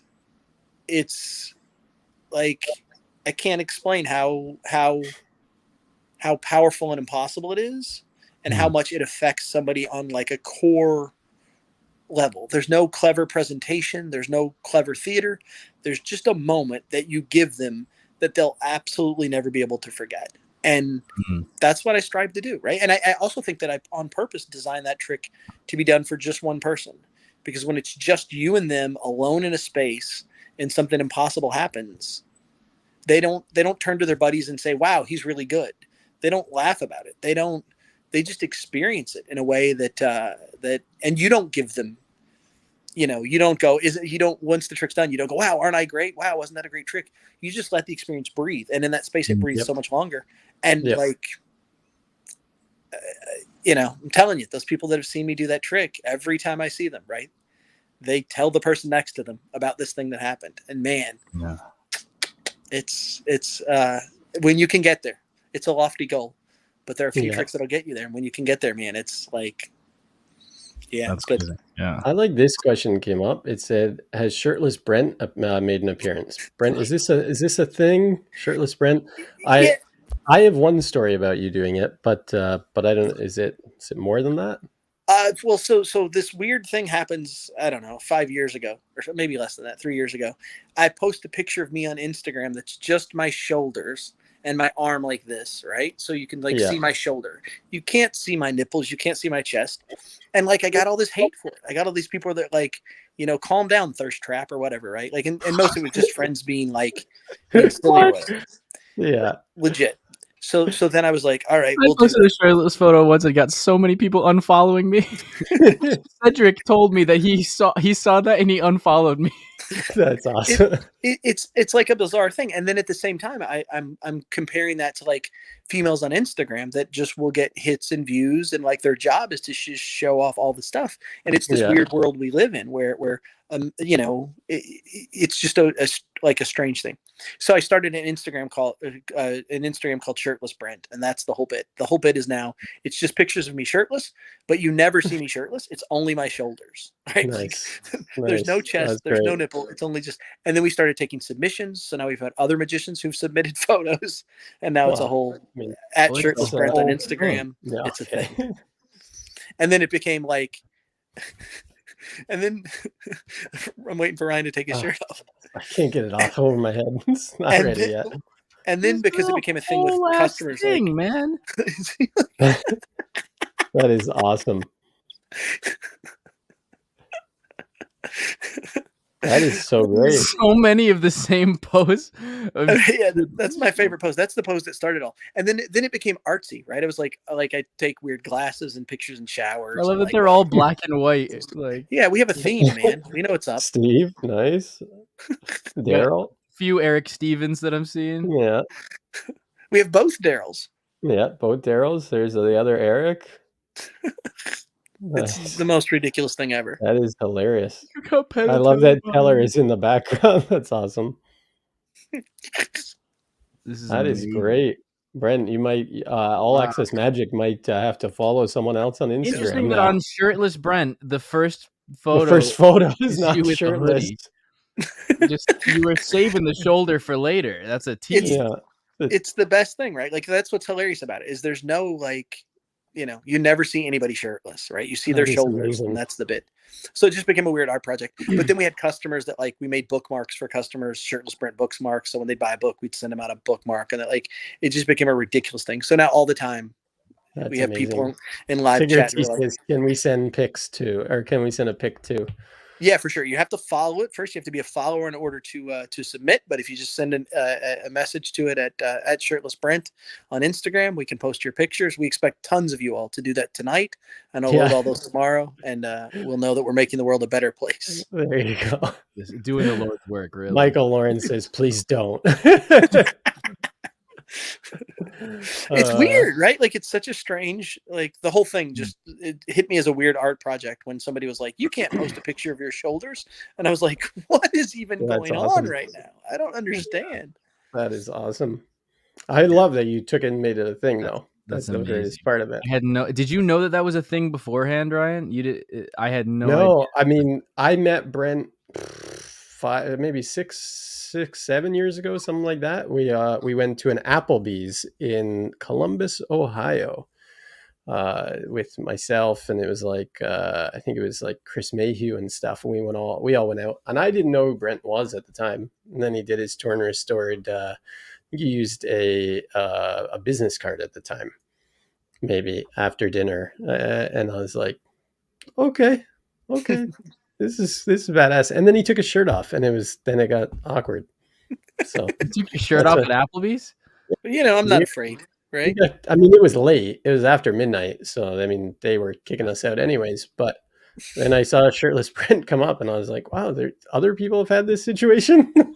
Shirtless. Well, so like I mentioned the book earlier, not to plug the book, but I mentioned my book earlier. And one of the things that's in my book is the idea of creating memories for people. And that's what the whole book is written on. And those memories don't have to be sane, or they don't have to make sense. And that's where the shirtless Brent sort of ideas come from. Right now I have a whole group of people that when they see me, think of me as Shirtless Brent and think of the Instagram. Like we have 120 followers. We don't have a ton of followers over there or anything, but those 120 people are getting an experience that's memorable to them, right? I'm more memorable than Penguin Magic, right? Because that's the other thing with our brickandmortar.com, brickandmortarmagic.com, we're constantly trying to do things that the big boxes can't do, right? And I don't expect that a jar from Penguin Magic is going to run a shirtless Instagram account anytime soon, right? So we can do things like that. Even in my unboxing videos that I do, I cuss. Like I'll say, did you get that? A jar? Brent says that you won't do it. I love it. I challenge him. But if he's going to do it, he should submit to my page to Shirtless Brent. That would be amazing. If he sees this and doesn't, it's crazy. But and that's what the book's sort of written on. Like one of the things in the book, which is super hilarious, is you take a Siri and you recorded it saying, you've arrived at your destination. So you just have the audio, you've arrived at your destination, and you save it on your phone. And the next time you're at a sporting event at the airport, you push play and you walk up to the urinal with the speakerphone on. And as soon as you get to the urinal and unzip your fly, Siri goes, you've arrived at your destination. And everybody in the bathroom just laughs hysterically, right? Because it's like such a weird, absurd moment. Nice. And you don't like hand out business cards later and say, look, I'm a magician.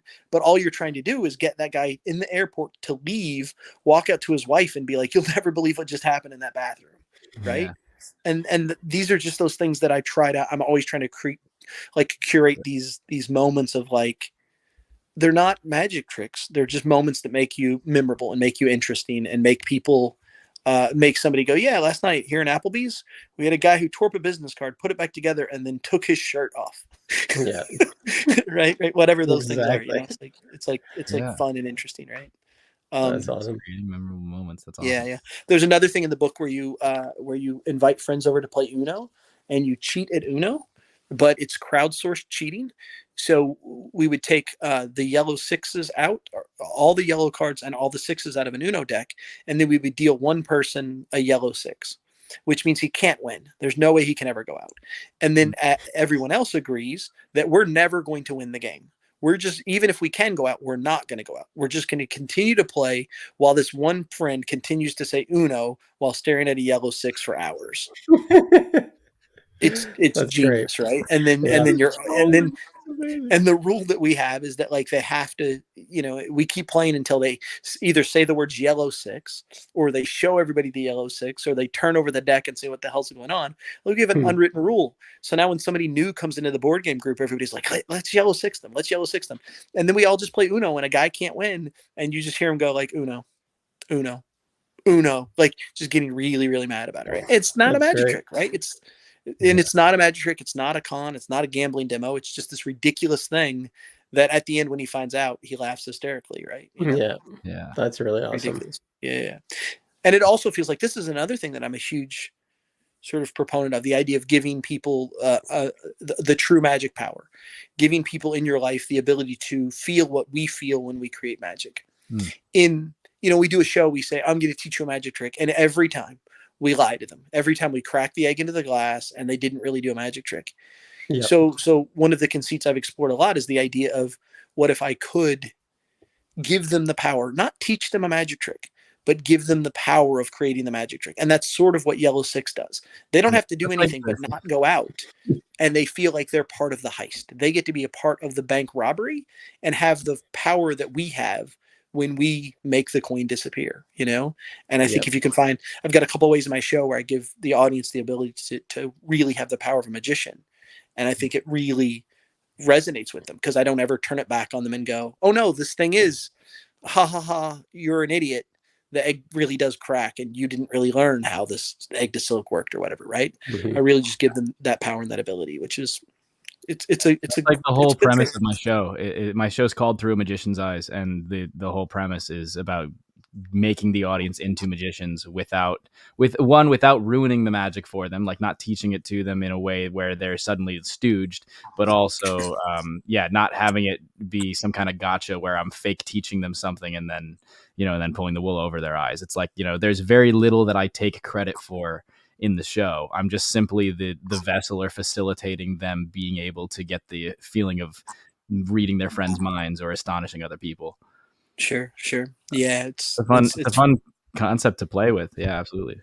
Yeah. Again, giving somebody that I don't want to say power, but giving somebody that, that feeling of being able to be the reason something happened is super interesting, for sure. Absolutely. Yeah. Had one last question, because I feel like we're kind of winding down, unless we have some great questions from the chat. We just don't want to see you with your shirt off, Brent. That's the real. It's just the shoulders. Yeah, just the shoulders. You could end, if you want to end the show by ripping it off. Take it off. Take it off. Look at that. Oh wow, just the tease. There we go. Great shoulder. But it's a very white shoulder. It is a very white shoulder. So I've discovered where the sun don't shine. If we're gonna have people submit to Shirtless Brent, I've discovered that this is the thing. I don't know why it works, but this thing. That thing. Yeah, that thing. It's like Pretty Boy, and you don't have to be like here, like Pretty Boy. You can sort of roll it back, like you're just getting comfortable, or I don't know what it is about the arm and the elbow there, but I think it's just a little more flesh. If you're doing just the shoulders, it's not enough flesh. But as soon as you throw that arm in, boy, is he shirtless. Boy, is he shirtless. Yeah, well, because you get a little bit of that underarm action. Yeah, for sure. Yeah. So now there are a lot of people that want to create magic or would like to consult with people or would like to be doing just original magic. And I think that there's also, a school of thought in magic of that it's necessary to study all of the greats that have come before you and build up a solid foundation in magic in order to be able to create. But I think that there are some people that naturally make that progression. They build up a solid foundation and then start creating, and they're able to naturally do that. And I think there are some people that get stuck in that kind of cycle of never feeling like they've built up enough of that foundation and are constantly just learning from the past and not necessarily making something that feels like them. So where would you say is that is that balance? Do you set a goal in mind and then start just striving for that goal and then research the history that's related to the thing you're trying to create? Or do you, at what point do you kind of feel like it's time to jump off that diving board and feel confident enough in yourself to start creating magic? Yeah, I think if it's art, right? If that's how we're ultimately defining magic, is as art, I think that anything and everything in between, and that's all a personal decision. What do you want to get out of this, and why are you doing it? And if you've never read, Marlowe in Spades, I don't care, right? If you've never read Erdnase and you perform card magic, I don't care. Like, if you're getting what you want to get out of what you're getting out of it, the thing that I see is the thing I see that bothers me is sort of gatekeeping, right? And the idea that, like, oh, you don't even know what Erdnase is. Most of the people saying that have never even really studied Erdnase, right? They read it one time and put it back on their shelf, but they've never really studied any of it. So there's some gatekeeping that I don't think is fair. And the example I give is, like, if this is art, there are young kids out there right now picking up a Crayola crown for the first time and coloring and drawing, and it's awful, but it's giving them a thing and they're satisfied with it. And who are we to come along and smack the Crayolas out of their hand and tell them they're doing it wrong? I think just the opposite. Like, let's encourage people to do whatever works for them, even if we disagree with it, right? Like, because this is where we were. The gatekeepers 10 years ago said that internet magic was bad, right? And now it's huge and responsible for bringing so many people into our art that weren't in it 3 to 5 years ago, right? So the best thing to do is just encourage everyone, and then meet them where they're at. When somebody comes in the magic shop and they say, this is the trick that I do, I don't say, oh, it's just the 21 card trick, let me show you 10 other versions of that are better. I say, let's work on that one you're doing. I don't say, oh, this is wrong, you need to learn the Marlowe version of the 21 card trick because it's better. I say, let's work on where you're at and what works for you, because that's the thing that sort of drives me the craziest, is that we believe that there is a right way, or we believe that there is that somebody can't ever be good if they haven't studied the history of magic. And I don't think that's true. There are artists out there that are great artists who've never picked up an art book and never studied art and have never been in an art gallery. And they're great musicians. Sorry, I dropped my phone. They're great musicians who've never studied sheet music, right? So, and I think sometimes there's a benefit to that. There's a benefit to the idea that if you're not following in everyone else's footprint, you're more likely to end up off the beaten path and create something that we've never seen, right? Create something that's unique in yours. But again, for me, it's just about do and find what works for you, right? That being said, I will go back to my statement I said earlier, and that is that if you want to consider yourself an artist, I don't believe it's art until you've expressed it or shown it to someone else. I don't believe art painted and hidden in your closet is art. I do believe that it's a valid way for you to express yourself, or it's a valid way for you to have an outlet. But until someone sees that art, I don't believe it becomes art. The same way with magic. The thing that I will encourage anyone to do, even if you haven't read those books and you haven't studied those masters and I don't think you need to earn the right to create magic, right? But I do think you need to perform it for people. That's the key. I do think you need to share it with people, whatever it is, to make it magic. Until then, it's just 2 cards turned over as 1. But when you show it to someone, that's when it starts to achieve that level of art. And again, go do I'm trying to think of it, like the insurance policy, and crush the world with it, because it's a great trick. But as soon as you walk into a local magic club or a local magic convention and you do that trick, people will laugh at you, right? Like, just do the magic. Listen, tomorrow, go into a bar tomorrow, take a deck of cards, do the crisscross force, and then close that thing with the magician's insurance policy. And you will crush that place. Void of presentation. Don't even do presentation. Just go, here, I have the piece of paper I'm going to lay here. Cut these cards into 2 piles. Look at your card. Open that piece of paper. Like, because it's just too good. And we get caught up in the idea of like, oh no, you should palm out before they cut. You should use the classic force. You should, have multiple outs in the insurance policy so you can pull them out of an index and it can be freely named. And you're like, no, just do it. Because man, it's a good ass trick, right? Like it really is. Yeah, I remember hearing someone, I forget who it was, someone taught this woman sponge balls. And like 3 years later, she ran into the magician that showed it to her. And she's like, oh, you changed my life. She says, I practiced the sponge balls. I got a job at a restaurant, and she would go around table to table doing sponge balls. And she's like, I learned 3 magic tricks, and that's all I've been doing the last 3 years. And some like is crazy. But to most, I don't do sponge balls, but to laymen, not even laymen, we like to now just call them audience members. Sure. Because I feel like layman is a bad name for them, but our audience members have never seen magic close up. They've never experienced it. So, like you said, if you did the insurance policy, you're going to destroy. Yeah, well, an example of that, right, is that if it is art, Erdnase is our paintbrush, Erdnase is our art, and there is our brush stroke, maybe, right?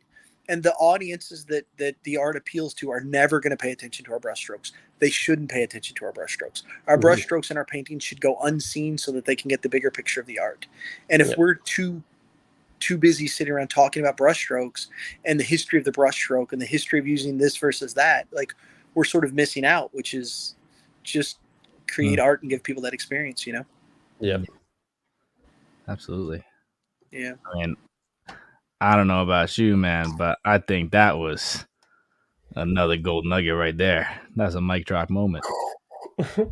But which I think is a great way to cap it, because I mean, let's leave it on a high note. Other than lasagna, I mean, that's definitely the highest note of this episode by far, because we went very philosophical on it.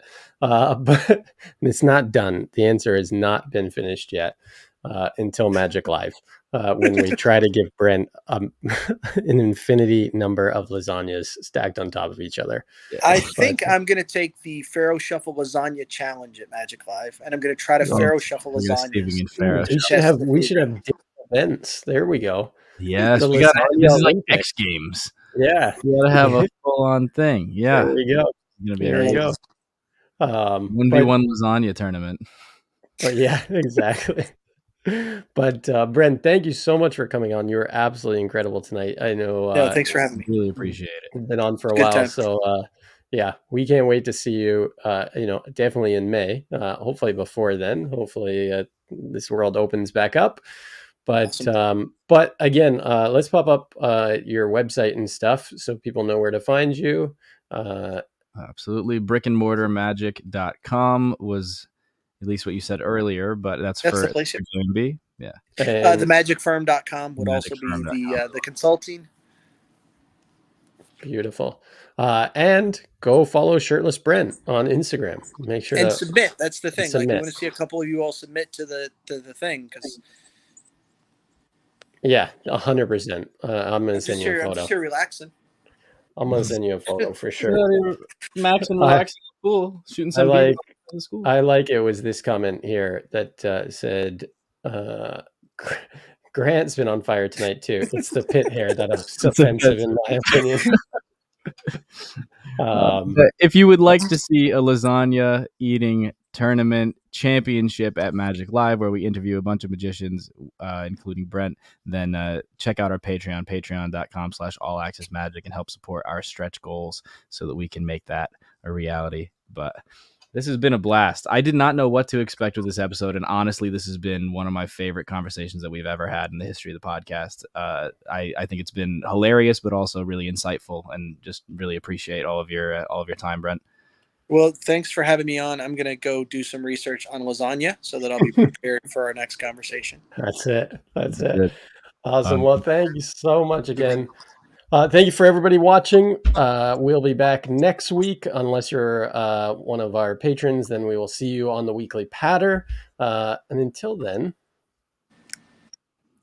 peace out.